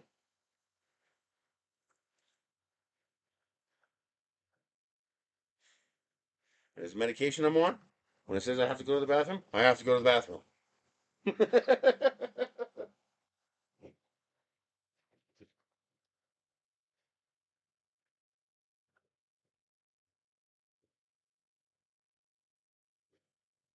Take it again.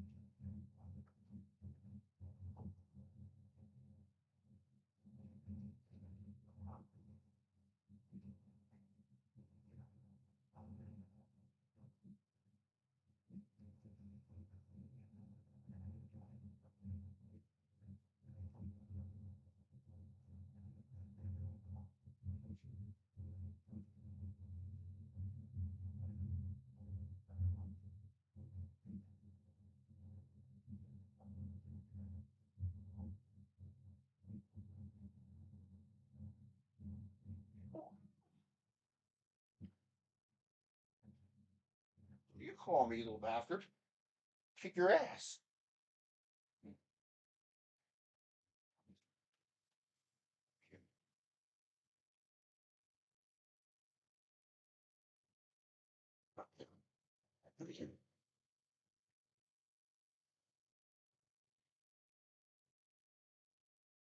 Okay. Oh, I can't see the chat. I did.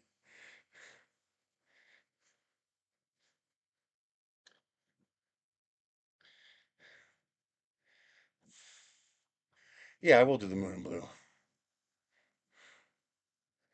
Okay.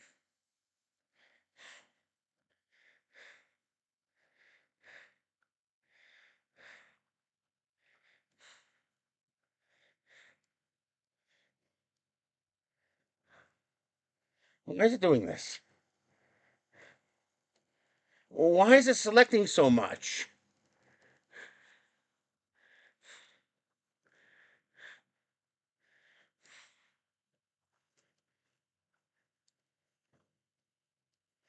Oh, I know why.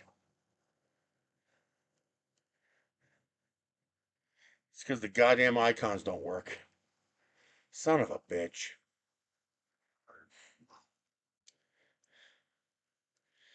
You know, Photoshop has this problem all the way through Photoshop CS2, where I don't know why the people at Adobe are so stupid that they can't figure this out, but their goddamn mouse cursor icons don't work.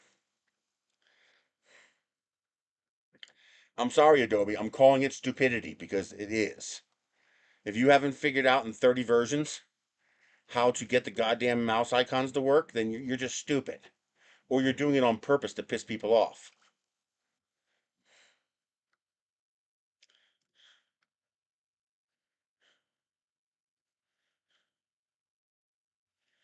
Okay, let's try that.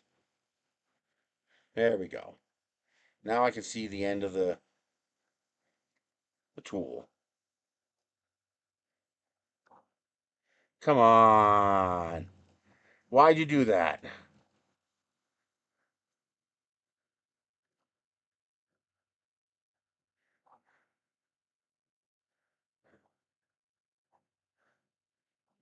Okay. Everything that is gray has been selected. Control CV. Select, reselect.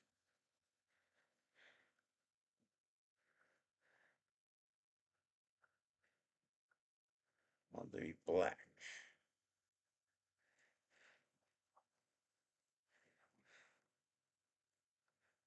Okay. Go back to the original. We're going to select the red. Control CV. Reselect. Paintbrush. Make it all black. Okay.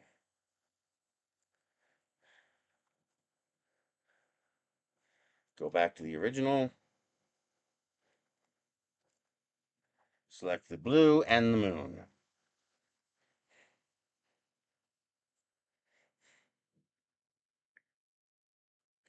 Actually, I'll do the moon separate, and you can do the color combo in the slicer.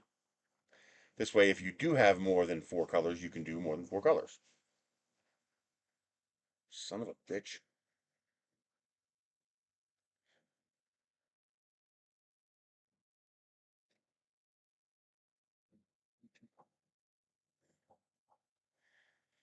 Okay, select, reselect.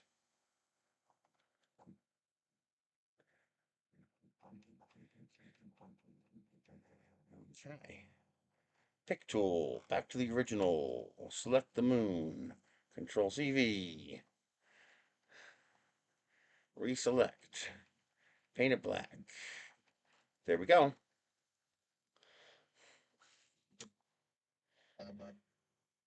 What the hell is that?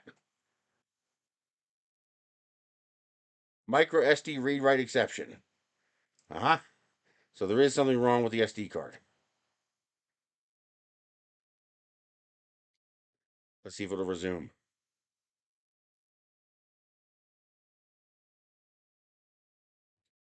That read write exception is probably from trying to write the time lapse. So there is something wrong with the SD card. I gotta find another SD card. Dag nabbit. Problem is, all I have is garbage cards. Let's see if Walmart has something cheap.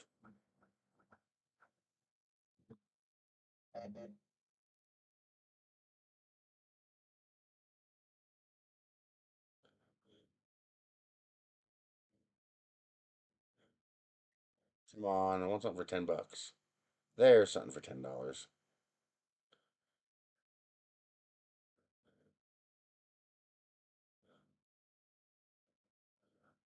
That's about all I got. Super Duo. Really? Walmart is selling fake SD cards?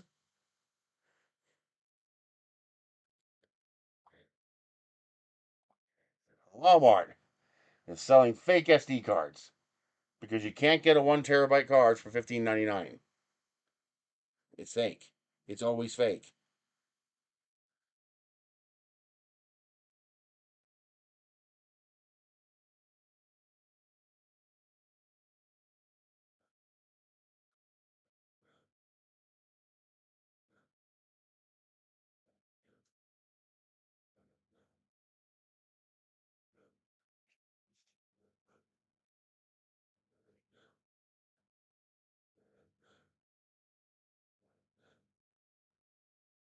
All right, we'll get the $10 one.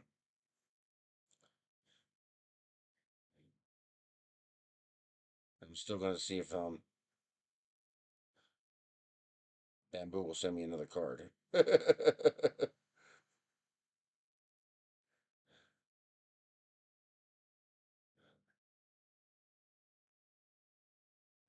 away.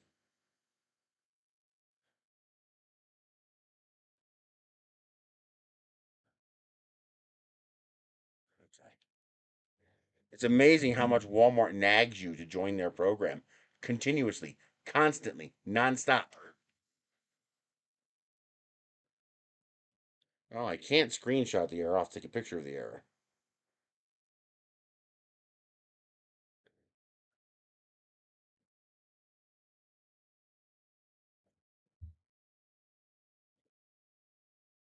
Um,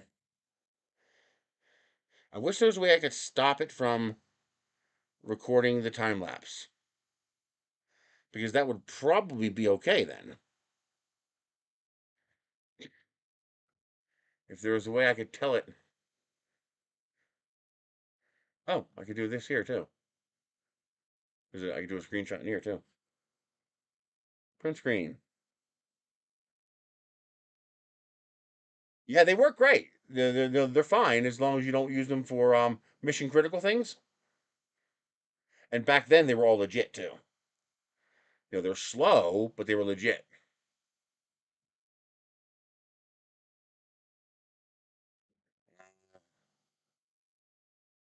Let's see. File, new. Control V. There we go.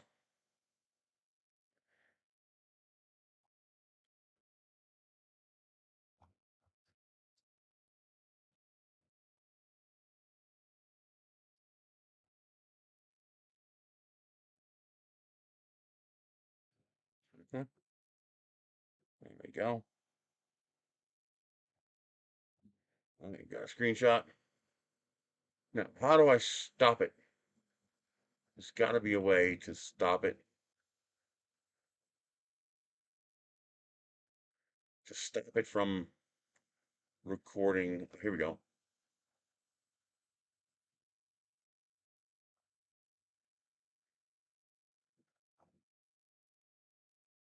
Well, it looks like I can't actually stop it. Did I turn it off? Oh, I think I got it off. If I can stop it from randomly writing to the SD card. Nope. It just pissed on itself again.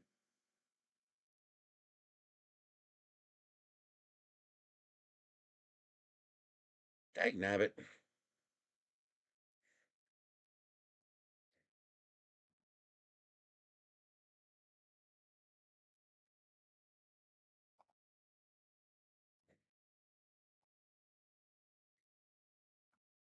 No. Okay. Let's do this.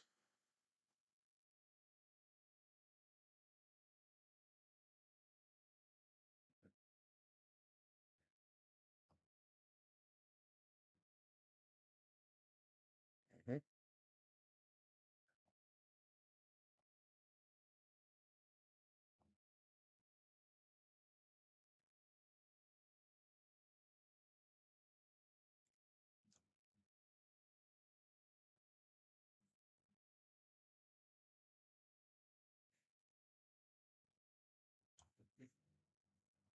Alright. Save as. ARTEMIS. Black. Yeah, it's done. It's pissed. And pop that off, let it cool off so I can scrape it. It was printing perfectly, just I have a feeling it's the time lapse, is hitting the corrupt part of the card. And when it does that, it loses its shit.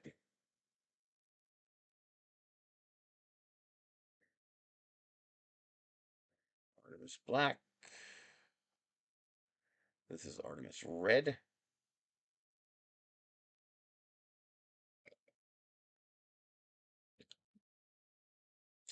Go back.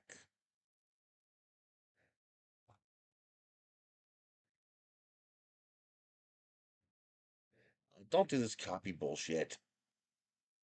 God damn it.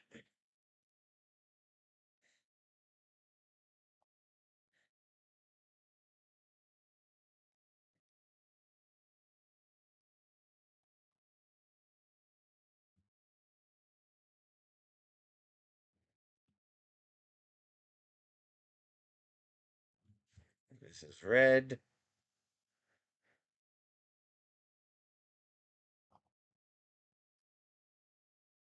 Blue. Excuse me.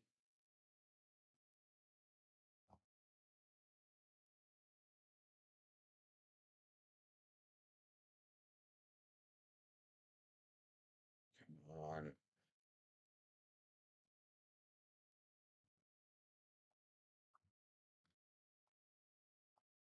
And this is silver.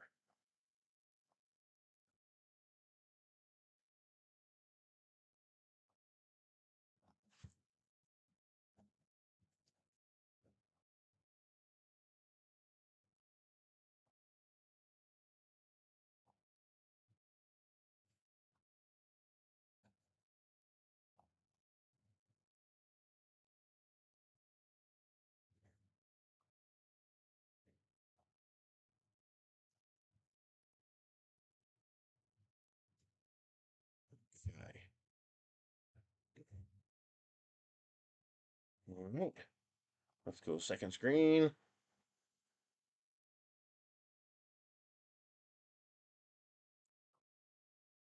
It actually does a pretty decent time lapse.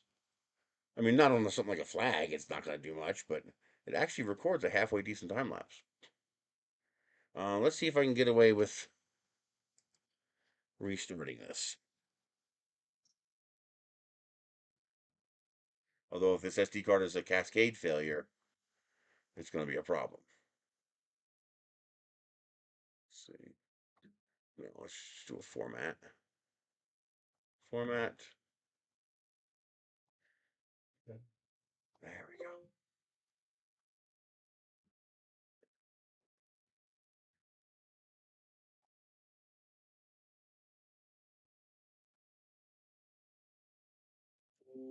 Eject.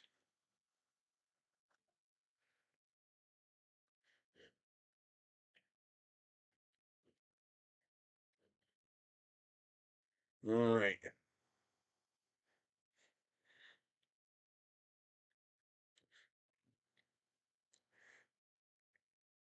Nope, not that yet.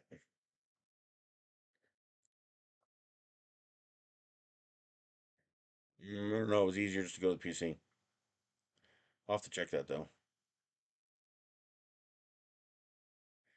TPU flexi fabric, you wouldn't need to do a flexi fabric.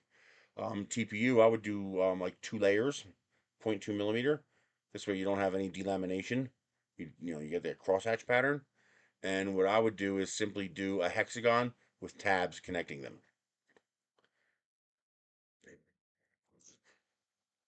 So for example,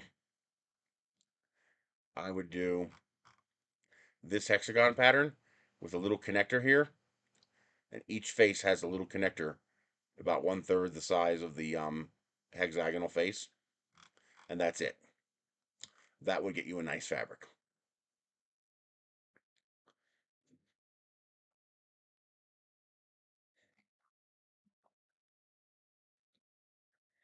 Okay. Let's go to here.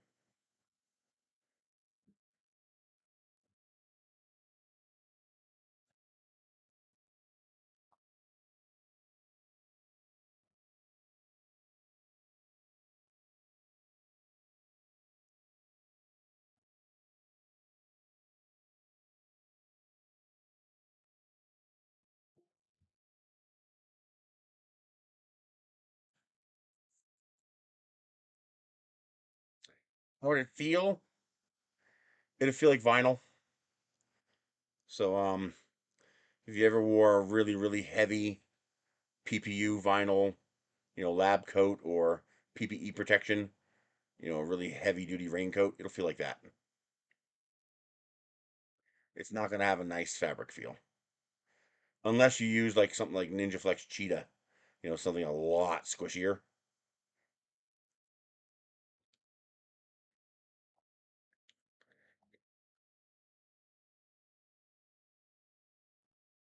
Okay.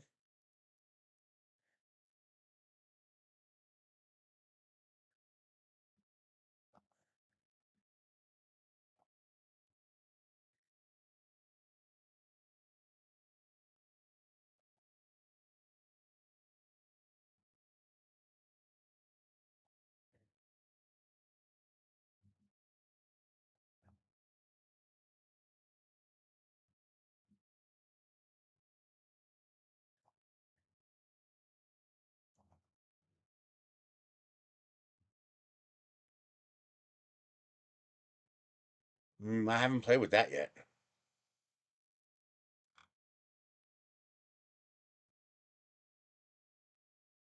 Huh, I didn't realize this was an overlap. And that is something you have to pay attention to. First, let me make sure these are not falsely overlapped. Okay, so we want there and there. Okay, they are actually overlapped. So the way you fix that is I'm going to, ooh, I want to chop this part of the red and this part of the blue.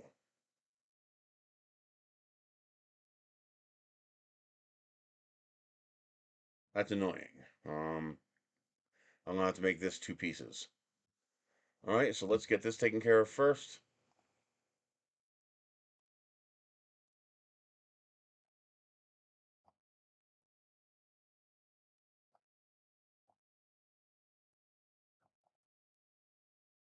Okay, you and you join, you and you join, you and you join, and that's it.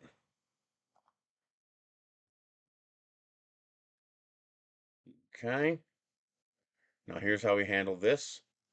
Because I want these to look smooth, I don't want this to be indented into the blue, and I don't want the blue to be indented into the red, which means on this connection here, I have to cut off the blue, but on this connection here, I have to cut off the red.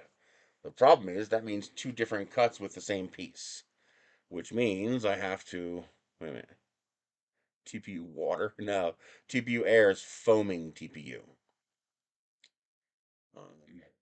So the way we're going to handle this is to duplicate this. We're going to turn this a different color, red. We're going to take this and take this and this, join.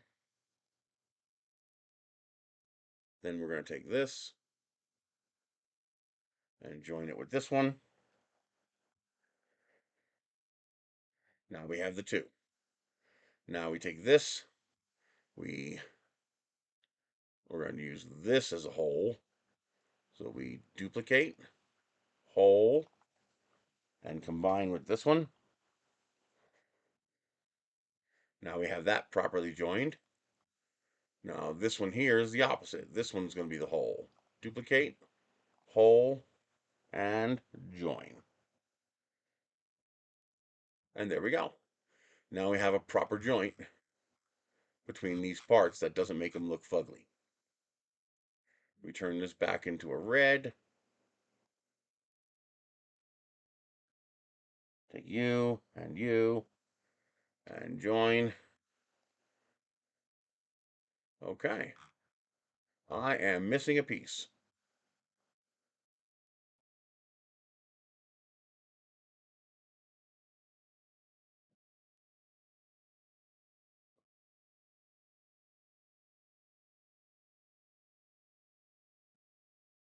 Where is the piece I'm missing?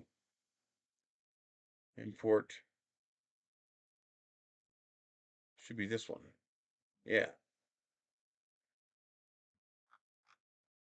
Oh, we got lucky. It went to the right spot. So we don't necessarily need that square.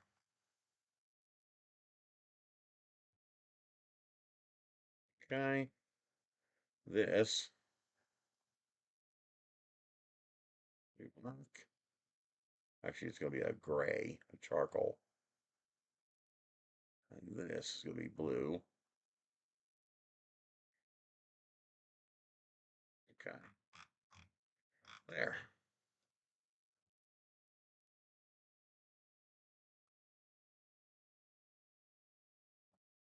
Okay. There's the Artemis logo. Oh. Okay.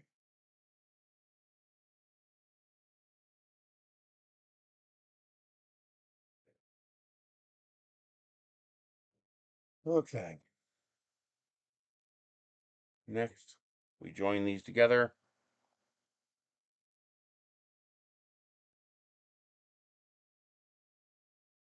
Is that the correct logo? I think so. We're gonna bundle these. Oh, something's out here. What's out here? Not you. Not you. Not you. Not you. Why was it all the way out there? Son of a bitch.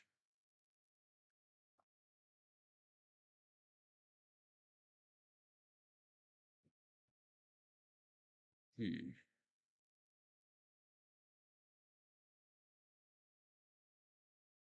Weird. Okay. Seems okay now.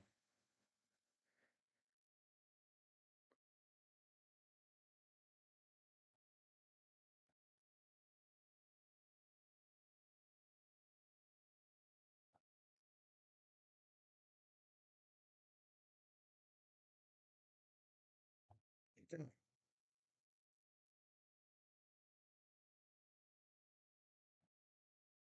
Let's do an alignment.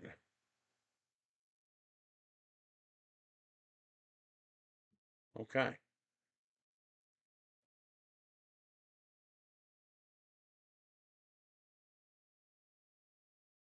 No, we don't want this because it's inside the crack.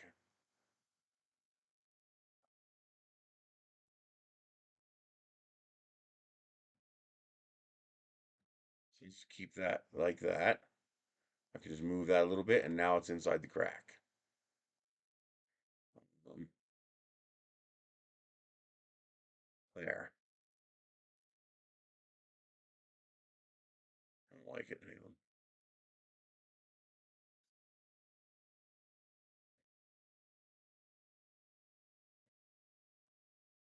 Okay, that looks good. Okay,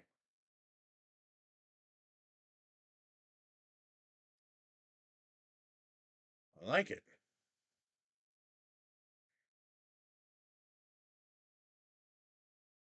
Mhm.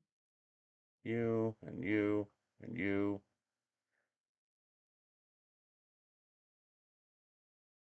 Control D. What I want. Duplicate.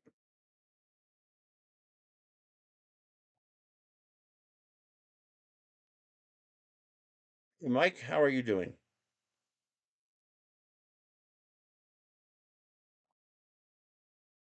Okay, that takes care of that.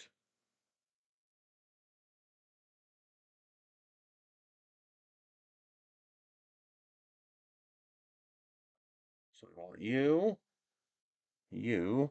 and you. Turn you into a hole. That's all down there. All right. Let's make you more vertical. Bring you down. Join you with this one. There we go. Now we have our Artemis. Now we select everything except for our hexagon. And we rotate it 180. This way when it prints legible. And now we export.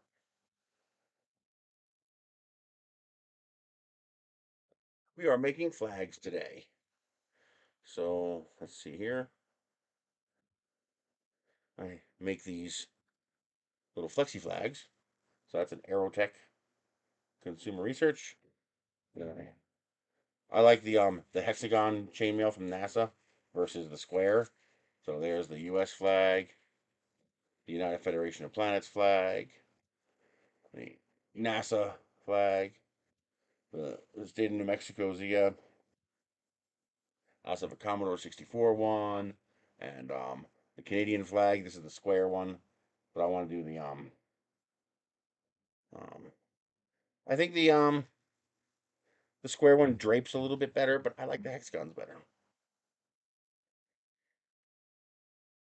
My Bamboo A1 is not working correctly, but it turns out looks like it's a bad SD card. It happens. come on. Where's the cursor? There it is. All right, now I need one for the black, one for the white, one for the red, one for the silver, one for the blue. Okay. So now select you and cut. You and cut. You and cut. You and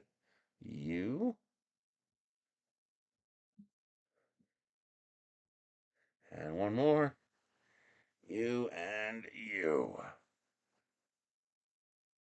There we go. Now all the pieces are cut into their appropriate shape. Now all we do is we export them as their color names. Artemis, Artemis White. Really? You're just going to inject that just randomly? Just because you're a nudge? All right. Export.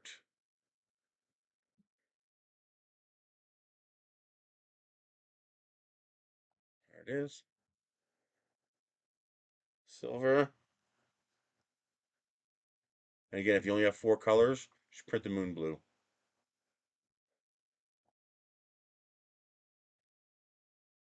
Red.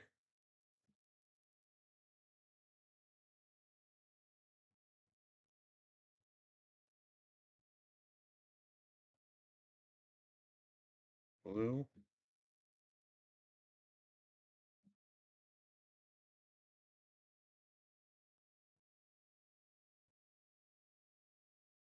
And charcoal. Charcoal.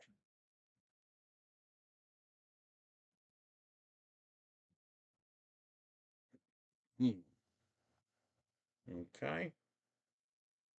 And then this is the back.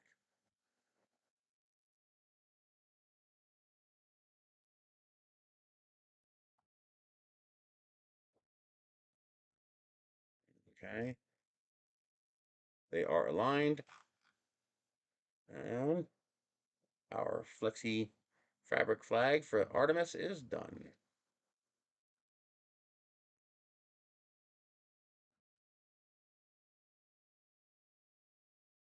What I probably should start doing is oh, there it goes. Whatever the hell, that one got screwed up. That's why it wasn't there. What I probably should start doing is flipping these over, even though you can't print it that way. But this way it shows up in the thumbnail what it is.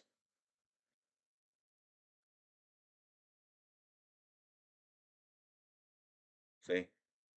You can see what it is. While the rest of them, you just see the backside. Okay. Now, we grab our Artemis pieces. Yes, put it together. Okay. Let's see. Artemis back. We're going to do white. And then this one. No. I don't know what that did. I have no idea what I just did. The back is going to be that color. This one's going to be blue. This one's going to be black. This one's going to be red. Put it to this one blue too. And this one white. There we go. That's supposed to be a light blue, but that's okay. Now, this one, we're going to print black first. Yes.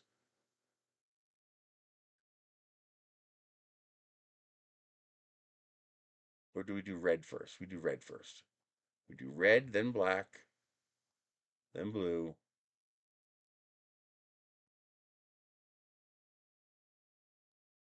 Red, black, blue, white. Yeah.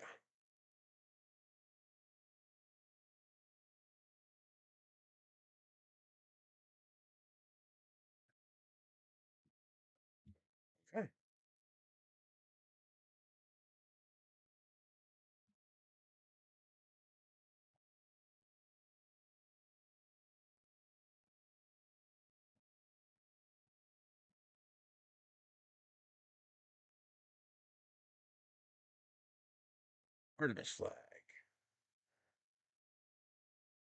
Nice. I like that. Now, if you have 5 colors, you do this in charcoal and you do this in silver.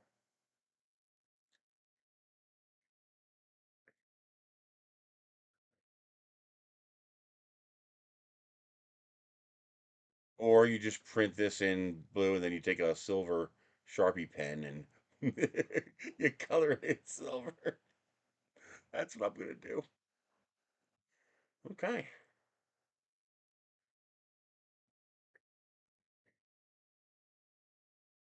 Come on. So here. Oh, this one failed, of course, because of the SD card. We can see it was printing nicely.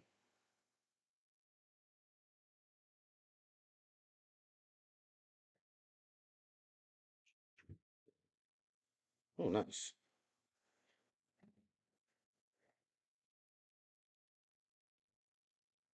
They just keep popping off. It's funny.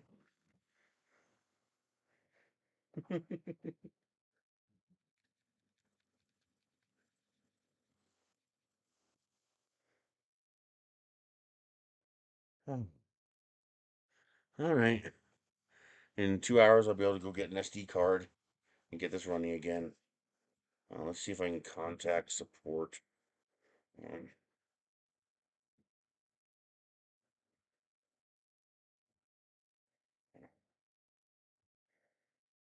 let's see. Before I dox myself, let's try bringing it up first.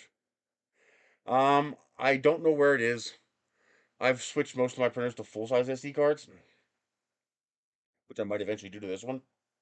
Um, I found a couple of, cheap little SD cards, but they're garbage. They're like really, really garbage cards.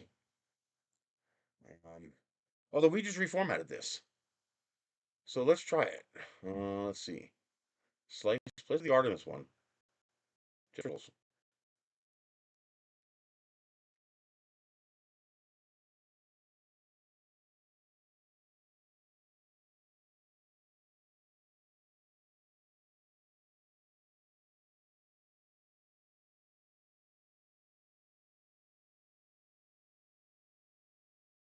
worst it could do is not work, right? Waste a couple pennies worth of plastic. Oh man.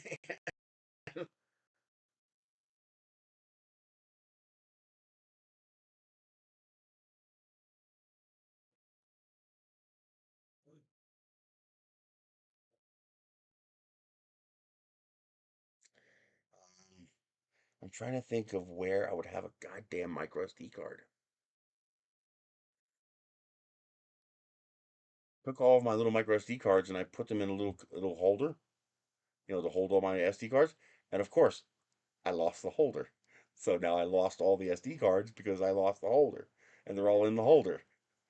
Uh, no, those have like 500 gigabyte cards in them. Export successful. Send. We're gonna hit send. Bamboo A1. Send.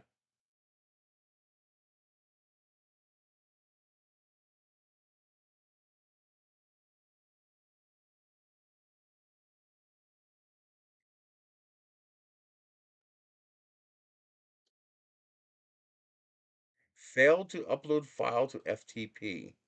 Check the reason.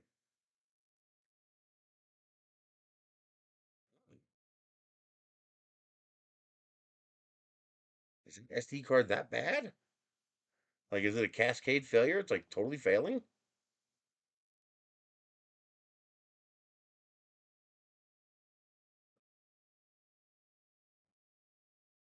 Like, it can't even upload 12 megabytes? Boy, that SD card's like puking. Yeah, SD card is fried.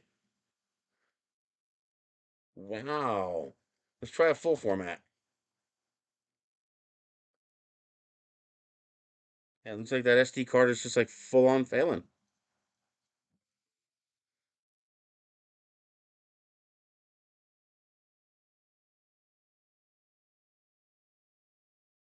Let's see.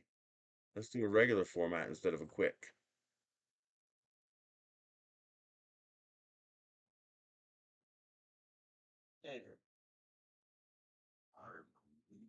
I don't know how to. Can you? Not there. SD card. Oh, there is a format option. Well, let's try and see if it'll let me do it.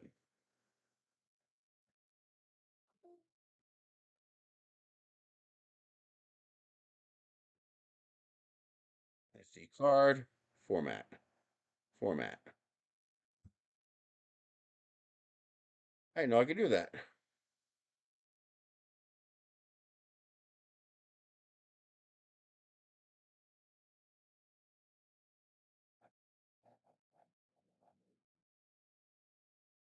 Looks like it worked. Okay. Let's see if it'll let me send it.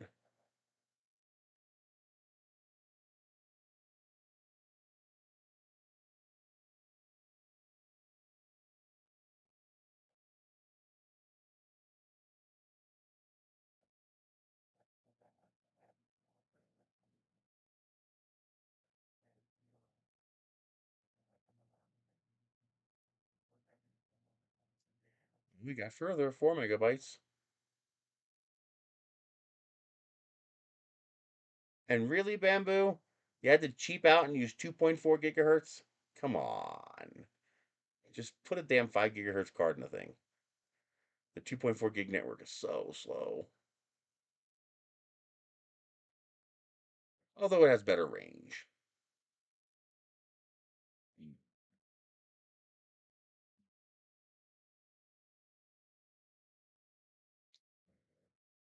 Oh, thinks it might work.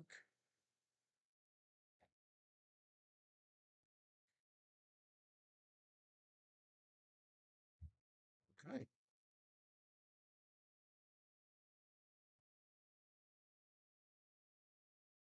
Hmm.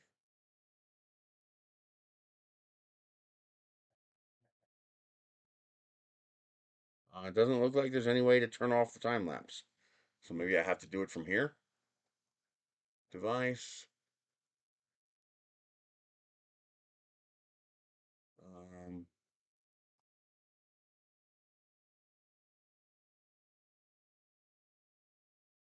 how do I send to the printer? Print plate. Okay. Time lapse off. Auto bed leveling on. Flow dynamic calibration on. I don't need that.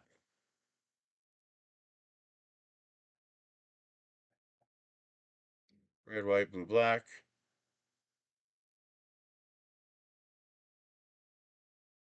Vince? Oh,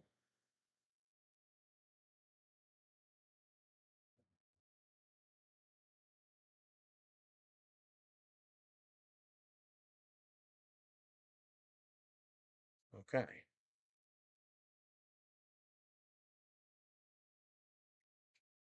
Send.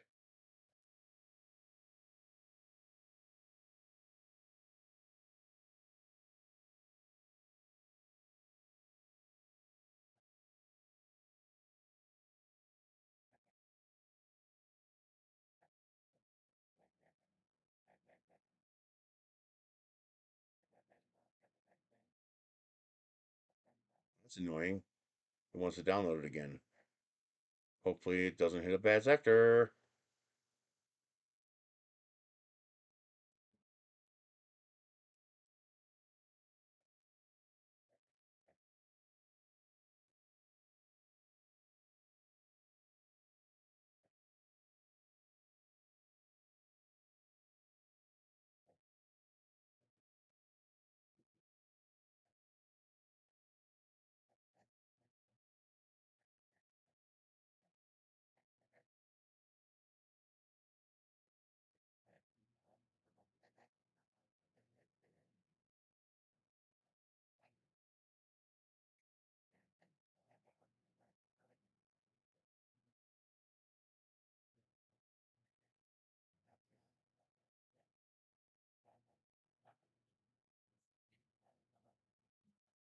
Good.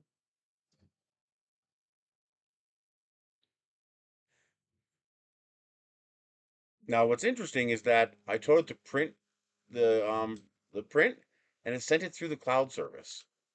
It's like, why? Why waste the cloud service resources to do that? If you hit send to printer, then you can just hit print on the screen, and it doesn't use the cloud. I mean, I don't care either way, but it seems like a waste of resources.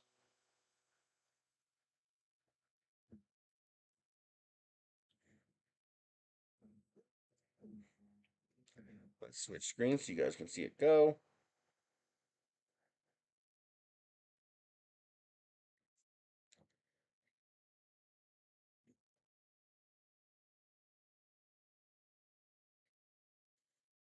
Track me what? Give me a break, track me. Like the dude in China 15,000 miles away gives a fuck that I'm printing an Artemis flag. Like, really? You think he cares?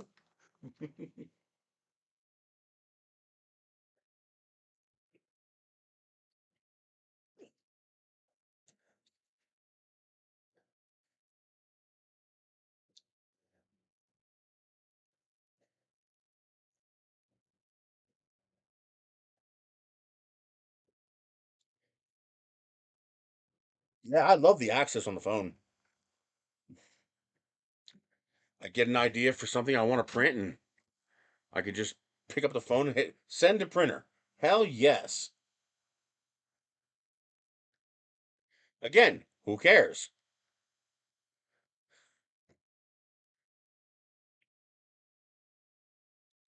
Okay, you want to know why? Okay, let me explain to you why they're tying it into the cloud service. The reason they're tying it into the cloud service is because it's convenient. It's very, very convenient to be able to open up my phone and go, oh, that looks cute. Click, and I send it to the printer. And if you have more than one of these printers, oh, that's even better. Imagine, 10 A1 minis. And you go, you print that one, you print that one, you print that one, you print that one, and you print that one. And they just go and they just do their thing. Um, what that creates is something similar to this. Once I have a stack of these, or even better, this. Okay. Some Nikkor glass. Um, is that a doubler?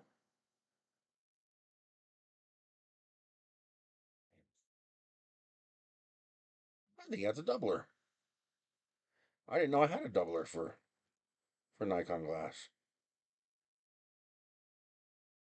It might be a doubler. I don't know. But anyway, once you invest in a certain amount of Nikon or Canon glass, you tend to stay with Nikon or Canon. And that's because all the money is in the glass, not the camera. Nobody cares about the camera. You upgrade the camera every year. What everybody cares about is the glass, because that's where the money is.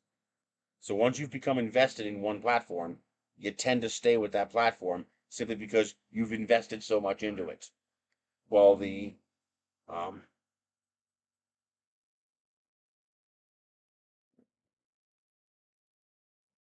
that's why. Um, however, Bamboo trying to do the same thing with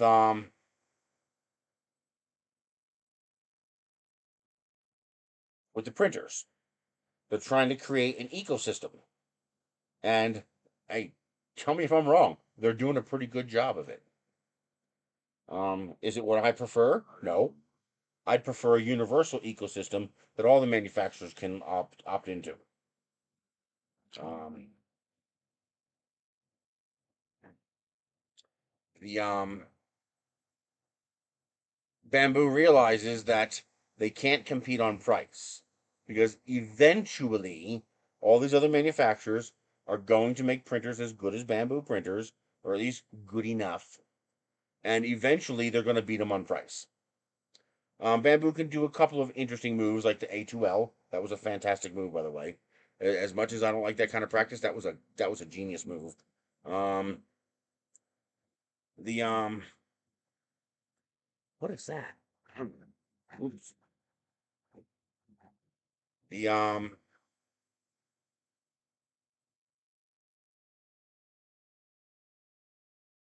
by creating this ecosystem from start to finish, from a repository of models, which is why they're investing so much in getting creators on their platform, to the integration between the app and the printer and the network. Uh, you become invested in that ecosystem. And once you become invested in that ecosystem, getting out of that ecosystem becomes much more difficult if you can't take your existing hardware and move it into that new ecosystem. I can't put these on a different tool. I can't put this on a different camera. Okay? It's the exact same thing. What Bamboo is doing is no different than what Canon and Nikon do and what DeWalt and Milwaukee do. It's the exact same thing. They create an ecosystem and they tie you to that ecosystem. Um, Now you don't want to leave that ecosystem. And the longer you're in that ecosystem, your phone does the same thing. You got all your apps on your Android App Store. You got all your apps on your Apple Play Store. You're not going to swap, lose out on all that. No. Um, the um,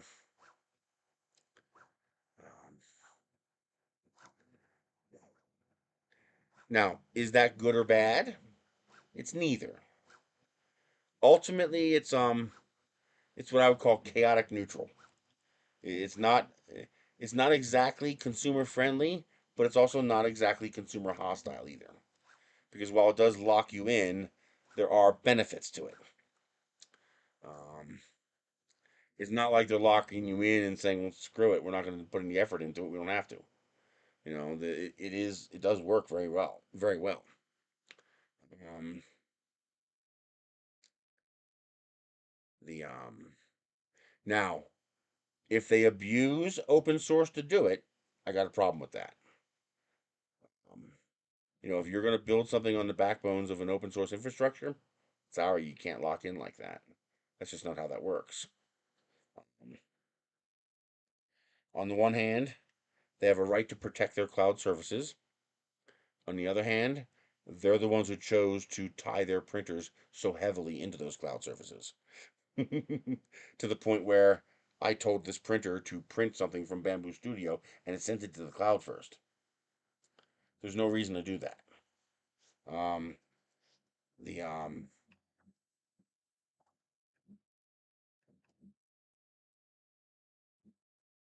Just making sure it's working okay. The So they're kind of the problem that Bamboo's having. They kind of made that problem themselves. Um, the But it's not about tracking. It's not about spying on you. It's not about tracking. Trust me, the Chinese companies and the Chinese makers and the Chinese government does not care about you. They don't. You can tell yourself as many times as you want they do, they don't. You're irrelevant to them. You don't mean anything to them. You're inconsequential to them. They don't care about you. What the hell? Oh, Prime Tower. I was like, why is it printing red over there? Prime Tower. The There are too many people for them to even think about giving a shit about what the individual is doing. It's all about the aggregate. It's all about that sweet, juicy lock in. That's what it's about. They're trying to create an ecosystem that's difficult to leave. Um, that's so appealing, that's so desirable that you don't want to leave it. And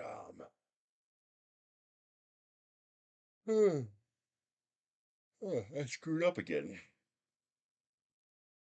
It's not printing the prime tower correctly. That area of the bed must have some oil on it.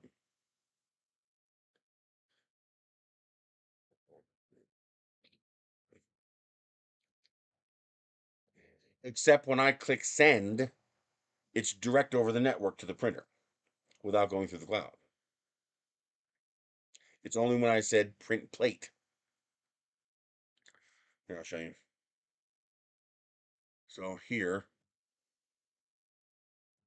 if I hit print plate, it goes through the cloud.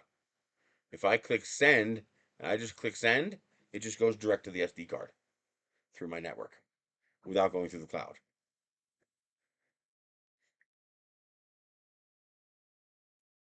And you can tell the difference because the cloud is faster than the local network. 2.4 gigahertz is pretty slow because I have a lot of IoT devices.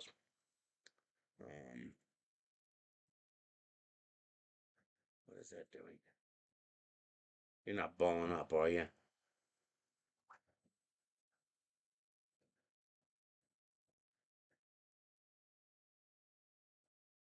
No, it's very fine. The I didn't know there was a difference either. When I hit print plate, I was expecting it to send it directly to the printer, but then it said uploading through cloud service. So for whatever reason, when I hit print plate, it goes through the cloud. When I hit send, it doesn't go through the cloud. Not sure why. You can even see LAN access or something like that when I click that. You can tell it's going through the local network. Um, that's an integration they chose, so they're gonna have to kind of live with that. But they figure it out, or people are gonna have free access to that network because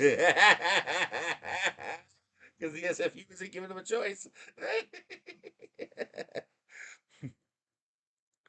Like, here, let us handle that for you. We'll reverse engineer and resolve it. Sting. But um, I don't know. But they're not spying on you. They're not tracking you. They don't care, man. They just don't care. And it's too many people. It's just too many people. Trust me, they have enough trouble spying on their own people. Their own, 1.3 billion people. Trust me, they have enough of their own problems. They don't need to be worried about adding our population to that number. So they're not gonna. Um, I cannot believe this. I have to go to the bathroom again. This is getting aggravating.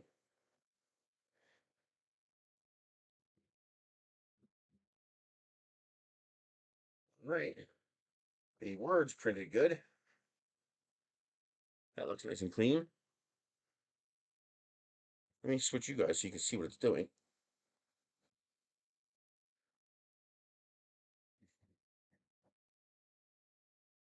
We don't.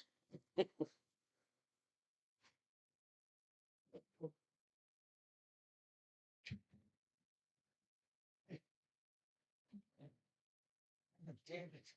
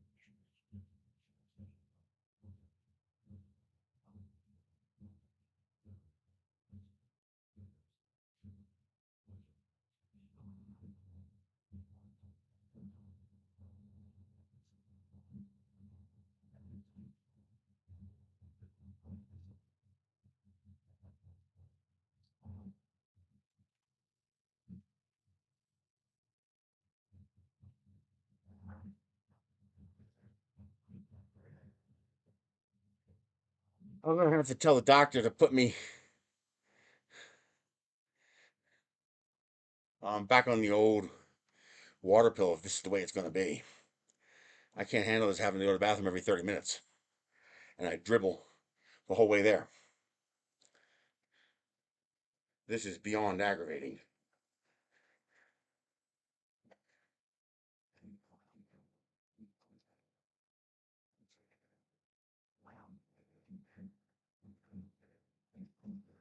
All right.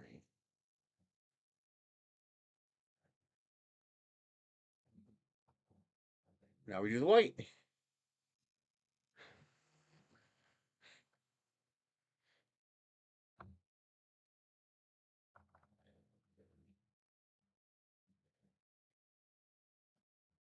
Actually, it's dead wrong.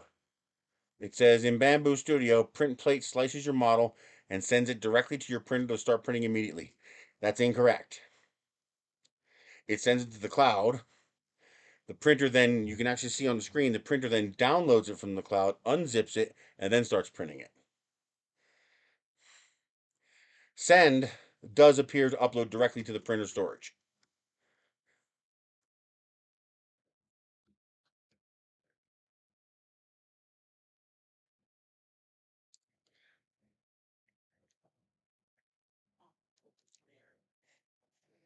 That's good. And now we're loading the white. But now the white won't intrude upon the logo area. So your logo will be, nice, crisp, and full size. Yes.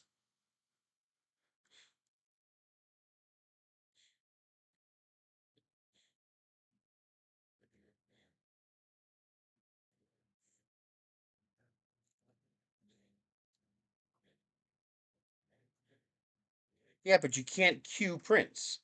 That's a non sequitur. That's not something that you can do because you can't clear the plate, especially printing something like this. You literally cannot clear the plate. You have to manually clear the plate to print something like that. The did you guys see the new stationary belt, the PEI segmented belt that they have for continuous printing? That looked pretty slick. Let me see if I can find it.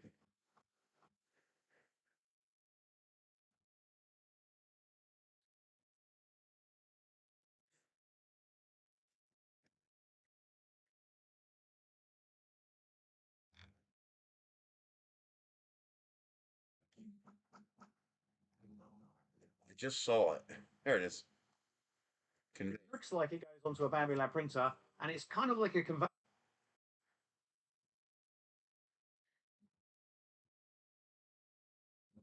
Look at this.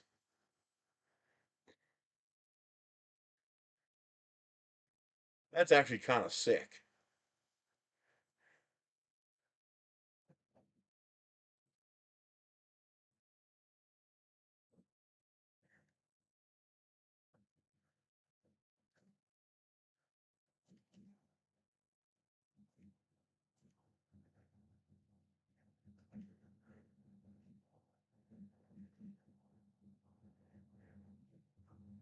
I'm showing it to you.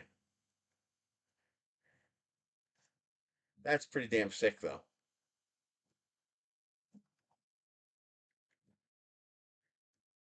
Do a search for Bamboo Lab PEI conveyor belt.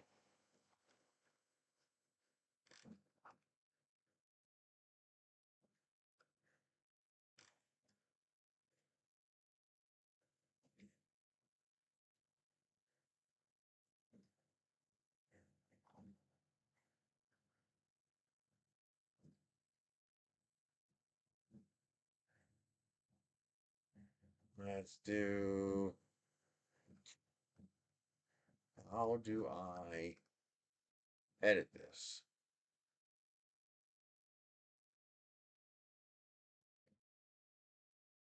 Um,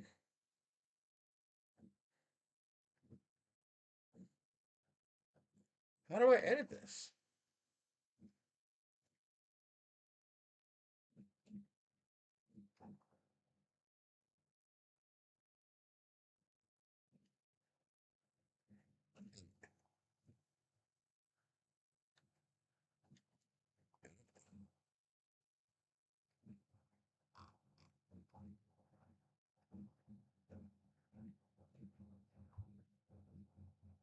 Artemis and Centauri.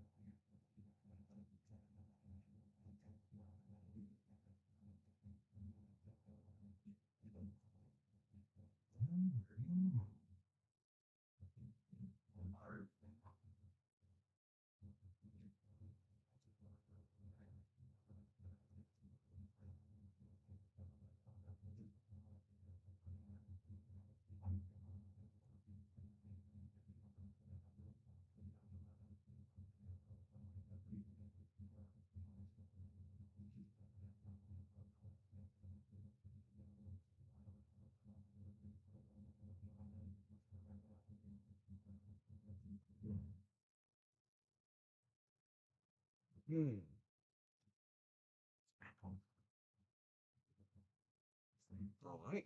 So the Artemis is added and the Centauri models is added. Might as well do up the MCRN flag real quick.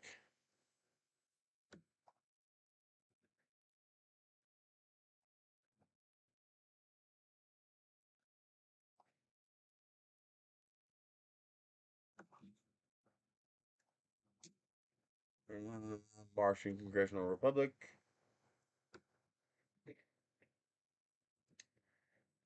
Okay. You and you and you.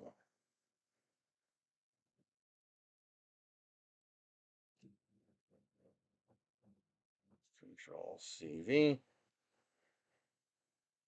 Select. Reselect.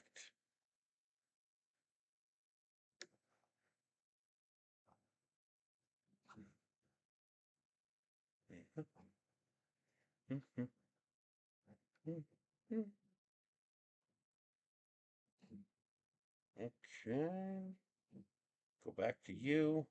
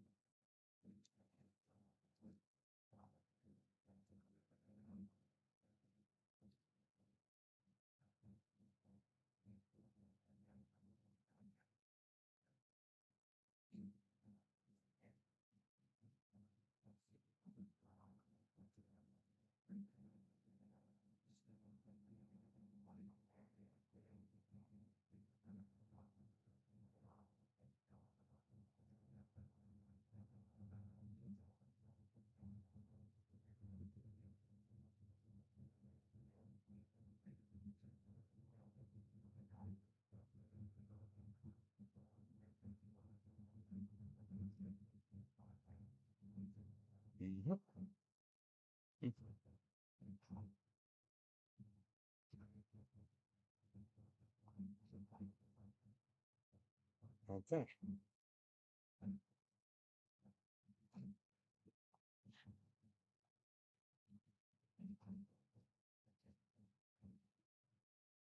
MCR black.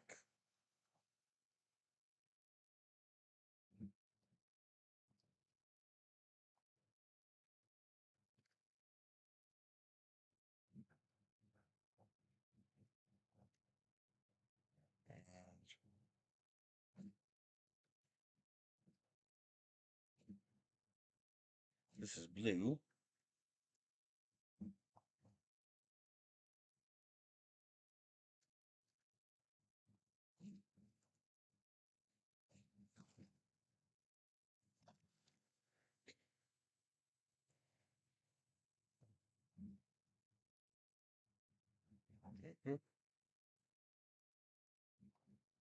I can't see your chat yet, but I'll be back at chat in a second.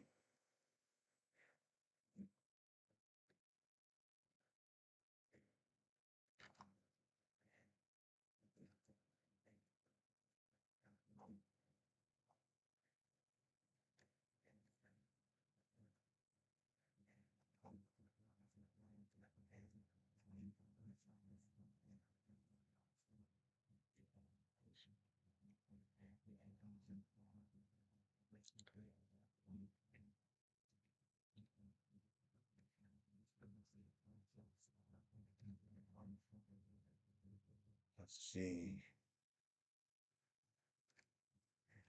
Okay. Let's see if I have enough credit left. Mmm. Nasty. Let's do that.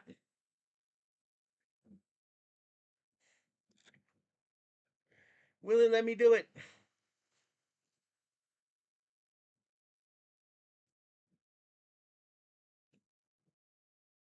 No.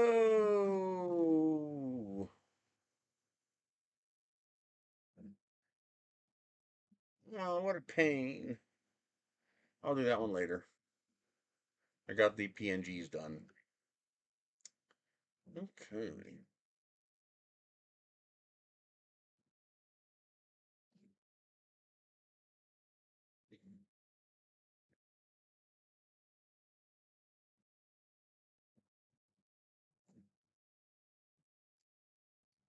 I should probably do a Route 66 one too.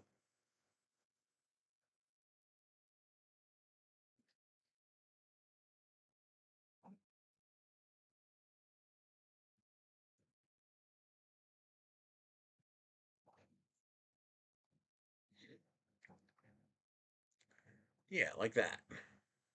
Something colorful.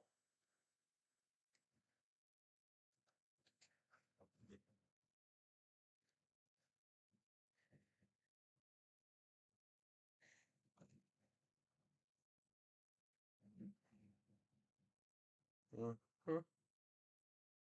Open image. Screenshot. Download. We'll do that one. Now, what's this one for Albuquerque? Now, that's kind of cool.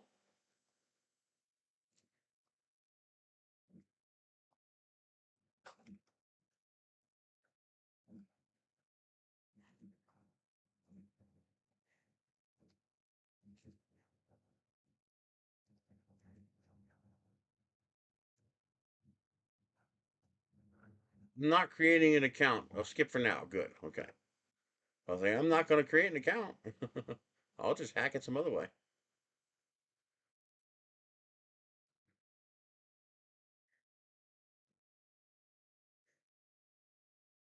What's the difference?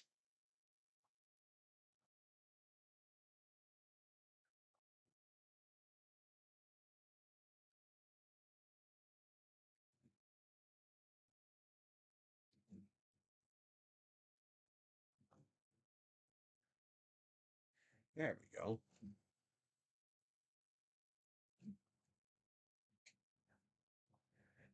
How many colors? So white, black. It's 5 colors. Damn it. White, black, gold, red, blue.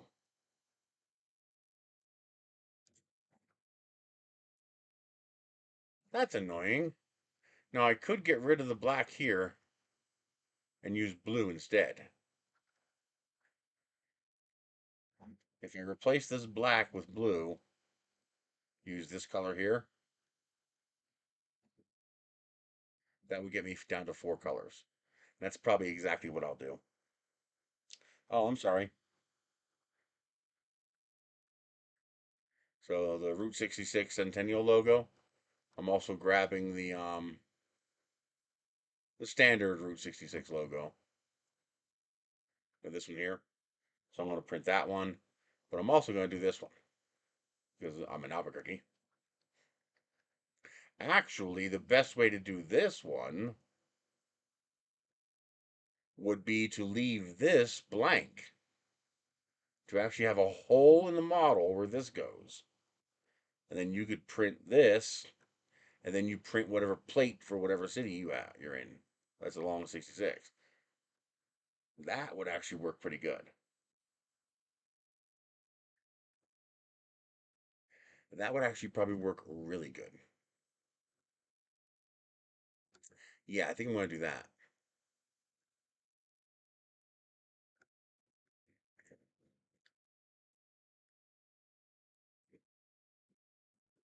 Yeah, I like that.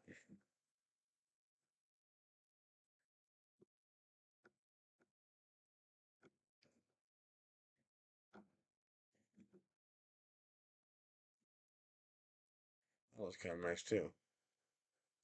Oh.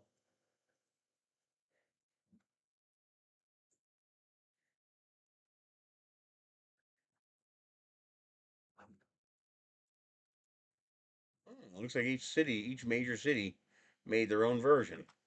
That's actually kind of cool.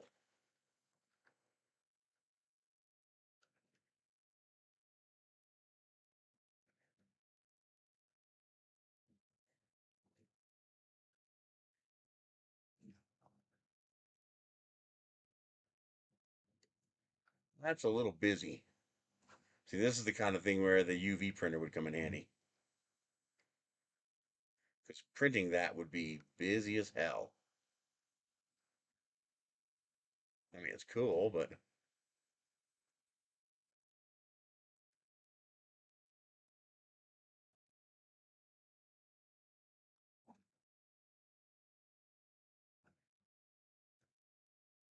man, trying to print that, oh, that would be tough.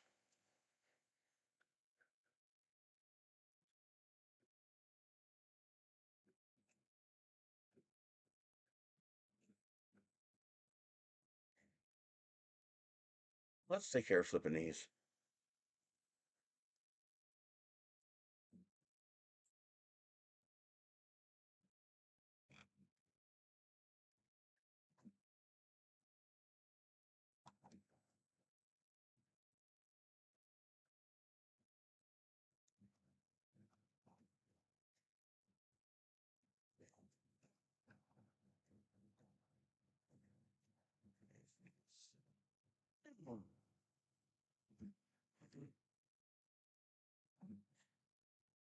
Oh.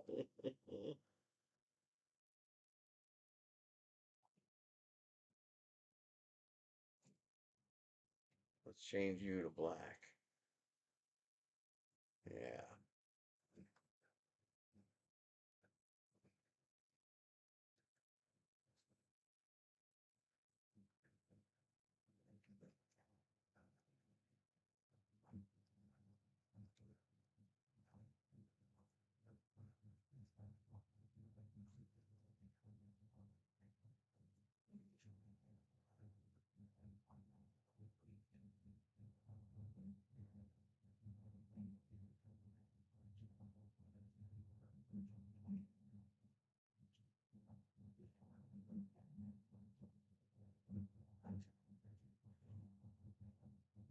No, no, no, no, no, no.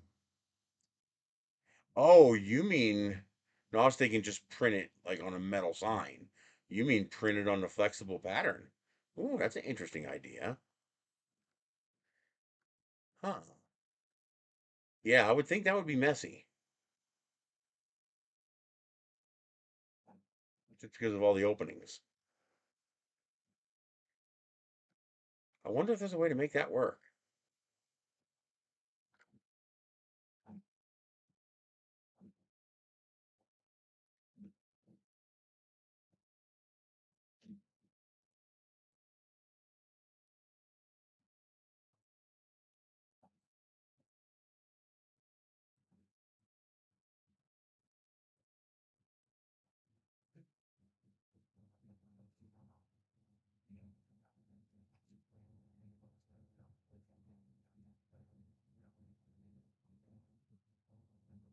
So it's blank. So we'll leave it like that.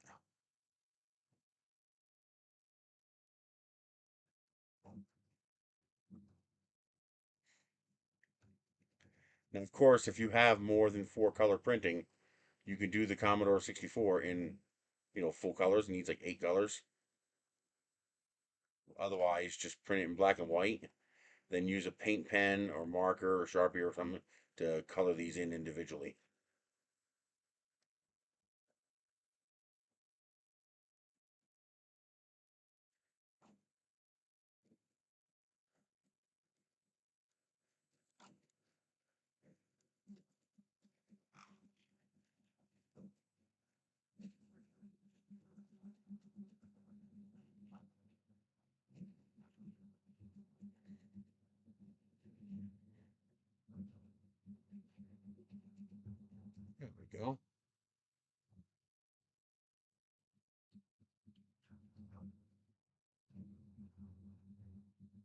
Then you can at least see what they are.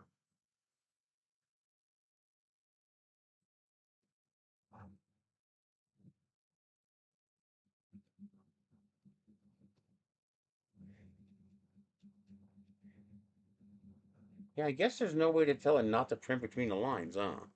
Probably doesn't have that capability. Now, what you might be able to do, hmm, you might be able to mask it. Use a vinyl cutter to print a mask to lay on top of it to stop the ink from going in between. But man, that would take some serious precision.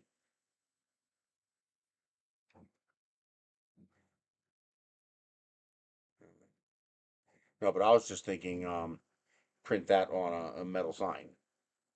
Those metal signs you can buy. That's how they make them.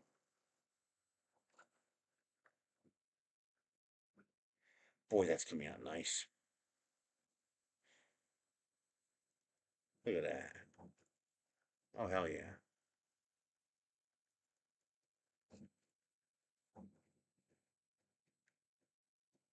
Very nice.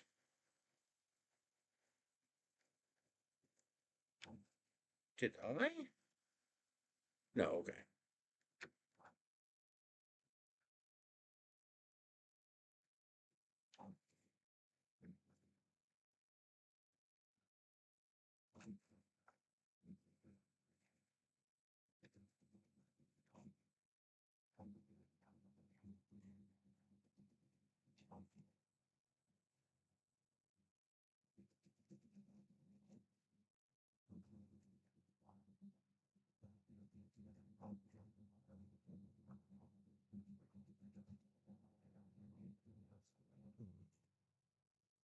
Anything else interesting available now that we know what's wrong with the printer?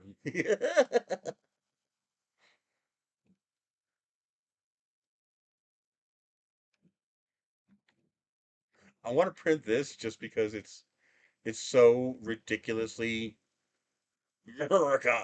Fuck yeah. It's just like, really? That's kind of cool. I want to get the metallic silk for the chains too. I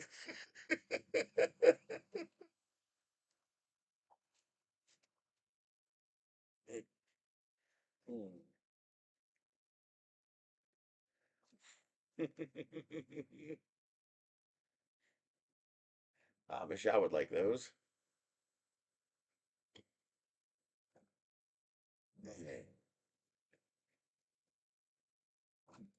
Oh, geez. A benchy made from benchies, really? Hey, this is a patriotic rubber ducky.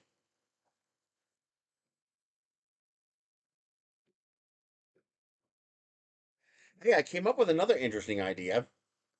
Um, a box, being able to print like storage and organization boxes.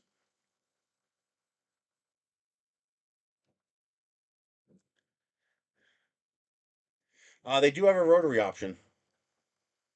A rotary option is available for the UFE make. You can print on coffee mugs and tumblers and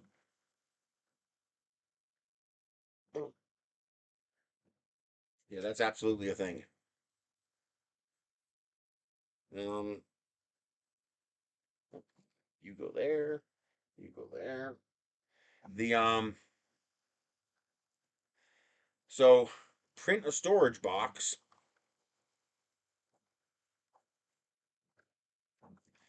and then have the storage box flat pack. Either multiple pieces that you then assemble like I do with the filament through the hinges, or just use compliance hinges that you just bend once.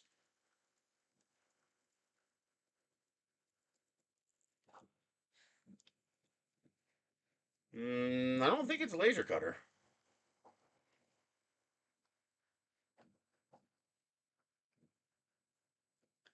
Well, that's all artistic license when they do stuff like that.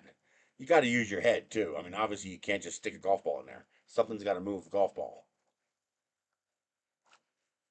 I mean, I guess you could if you only want to print on half of it.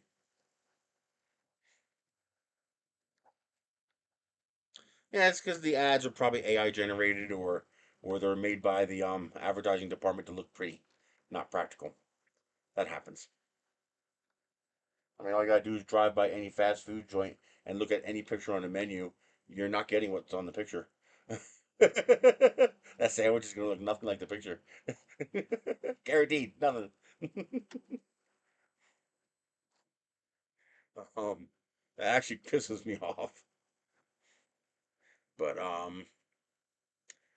wonder if I can make a flat pack like box so that you could do multicolor without a tremendous amount of waste, since it would just be one layer. Because, like, for example, if I wanted to print this on the side of a box, that's a problem because that's, two color changes every single layer for the entire box. But if this side of the box folds down, well, now that color change is only two layers, and the rest is white. And then you just fold the box into the appropriate shape, and there's the logo on the side of the box. So that would not be very hard to design at all, to make flat pack boxes that you then assemble. And this way you can have multicolor boxes with almost no waste. Um, mm.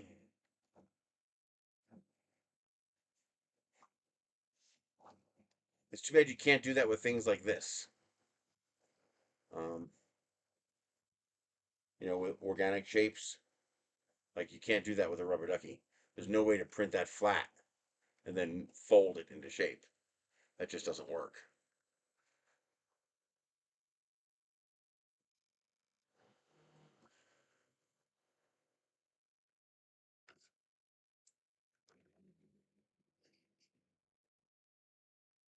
Hey, they copied my firecracker earrings.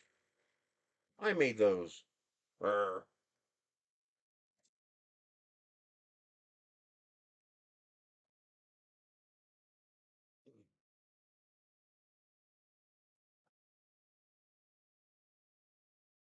Man,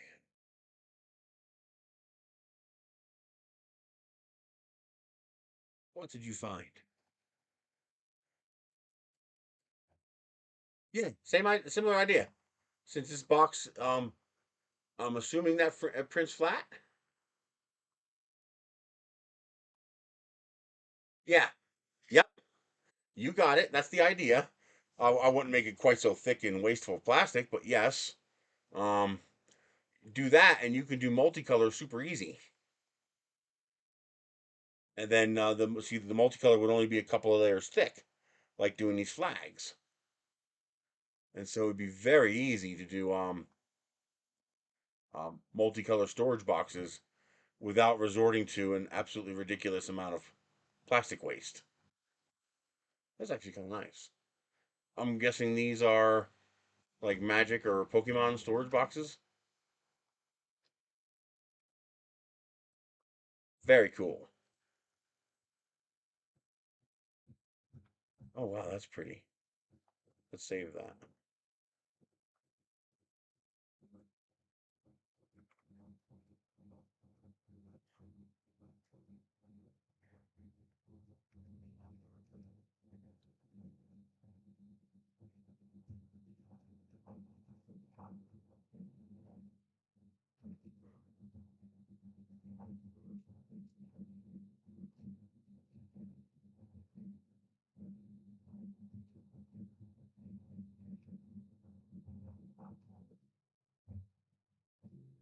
Wow.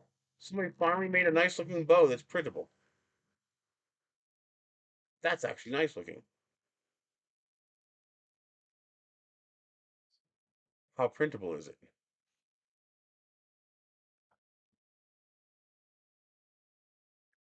I don't know about that.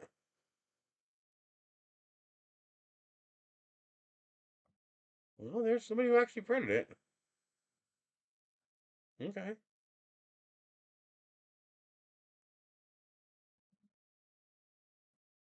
All right, let's say that it is good.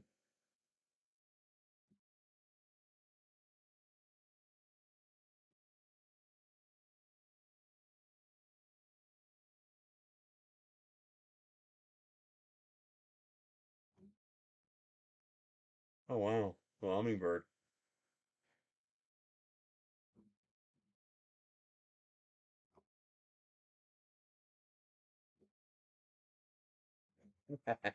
Nice.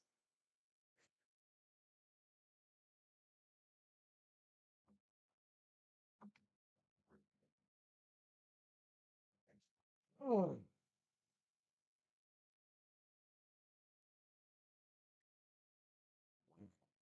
My mom would like that.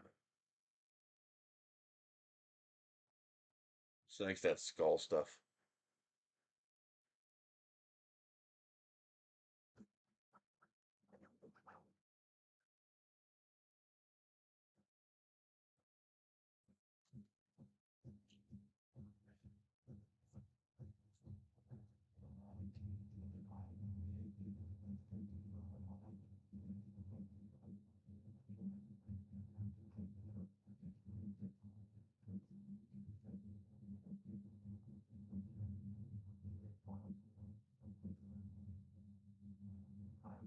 It's cool. Expensive, but that's kind of cool. A printable advent calendar. Same idea they're using here, see? By having the number thing be an insert, you don't waste the color. Okay, that's kind of cool.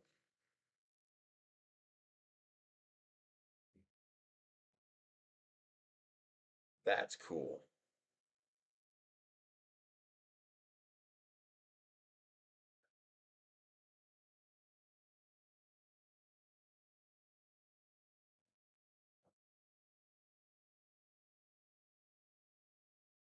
Oh, nice. Very nice.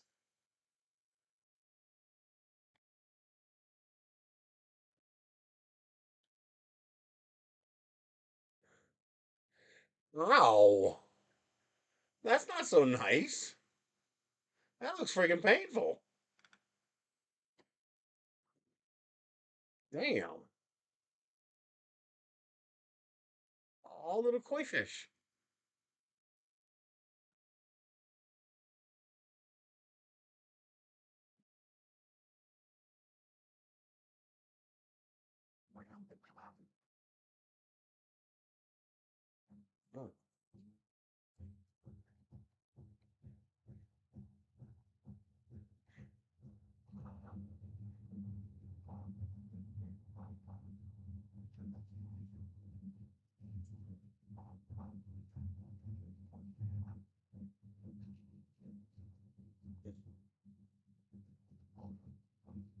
Oh, wow.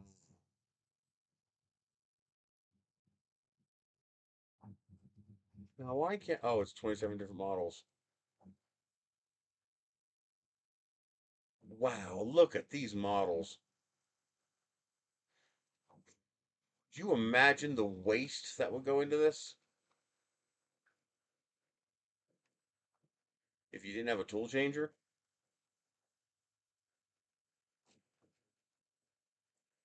Wow. They are beautiful, though.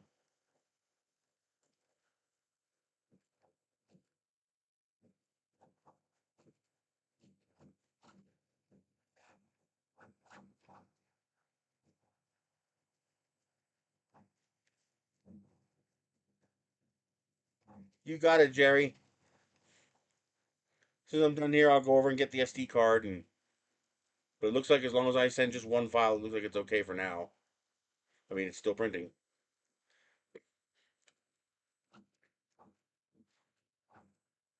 That's beautiful.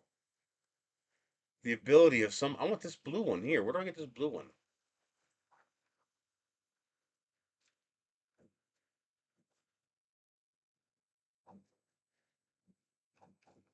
I don't see the blue one. It's probably one of these with different colors. It's probably this one.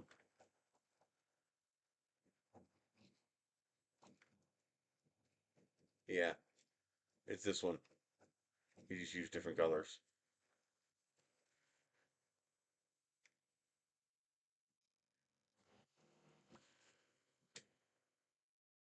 Never ceases to amaze me the skill some people have to make this kind of stuff.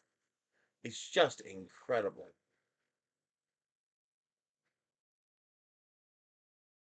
I mean, sure, I could design stuff, but most of my stuff is very mechanical. It's not organic, curvy, and beautiful like some of this stuff. It's not the same kind of thing. Incredible.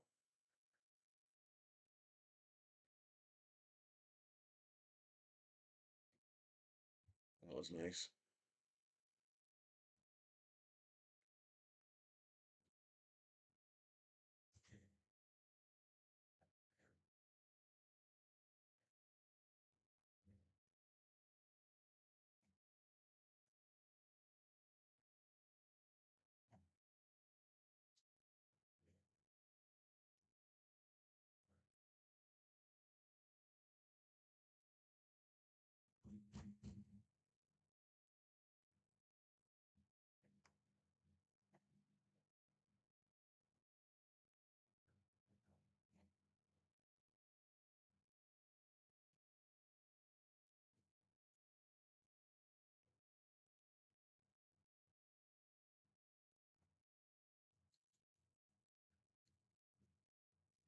Ah, motorized carousel, huh?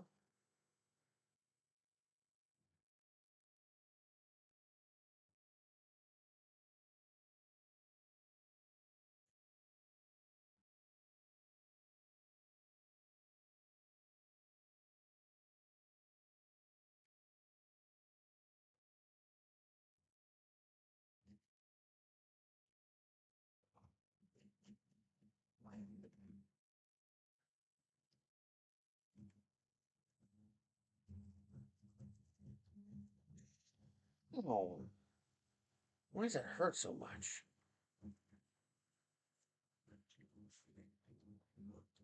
Damn it.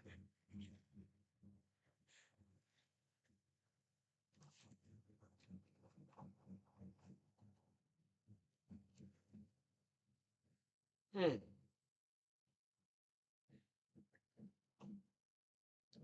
Oh, yeah. Let's contact bamboo.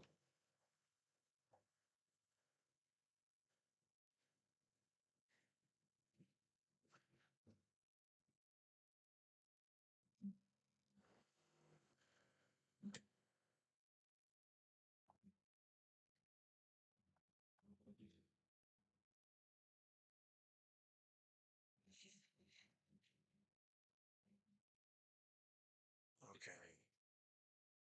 How do I contact them? Support.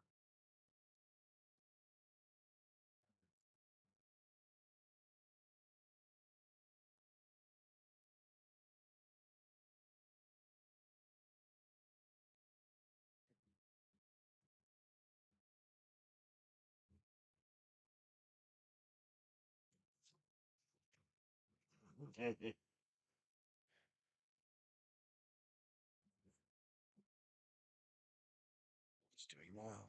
It's doing the blue.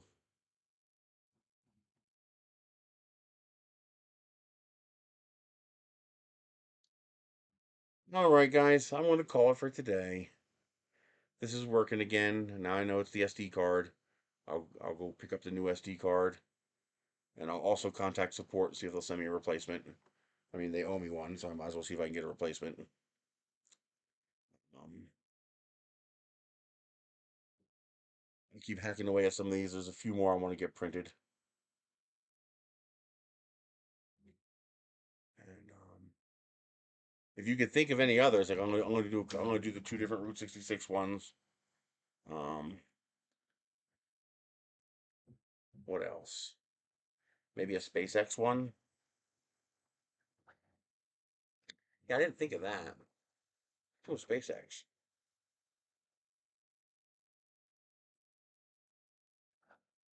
Yeah, you could probably also do a Tesla one. People will like that.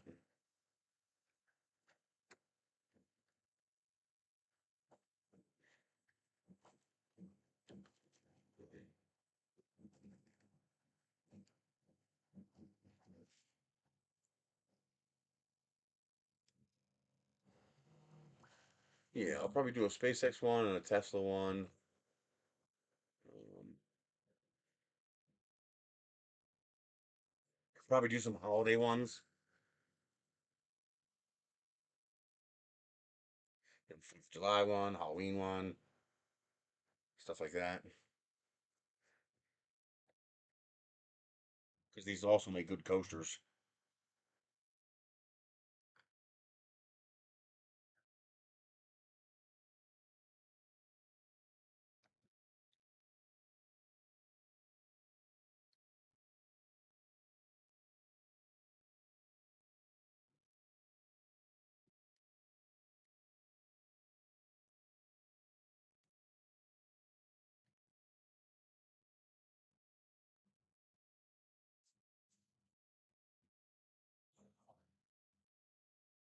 Incredible.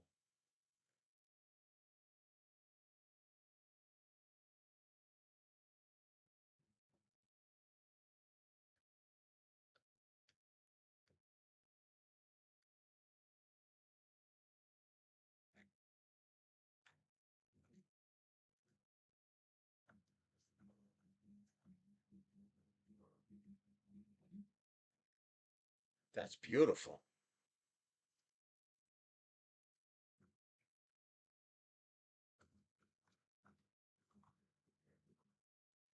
The sunflower, twisted sunflower sculpture. That's absolutely beautiful. The skill to do that. Ah, it's a Grinch. Michelle loves the Grinch. I'm gonna print Michelle a Grinch.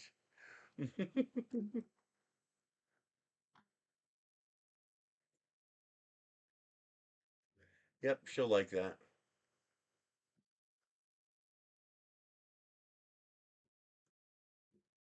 Oh, oh, another one.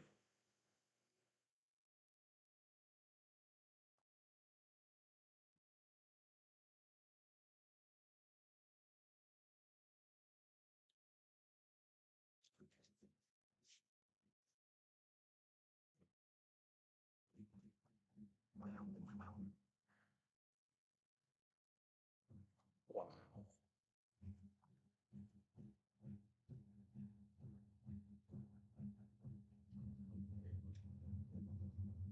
incredible.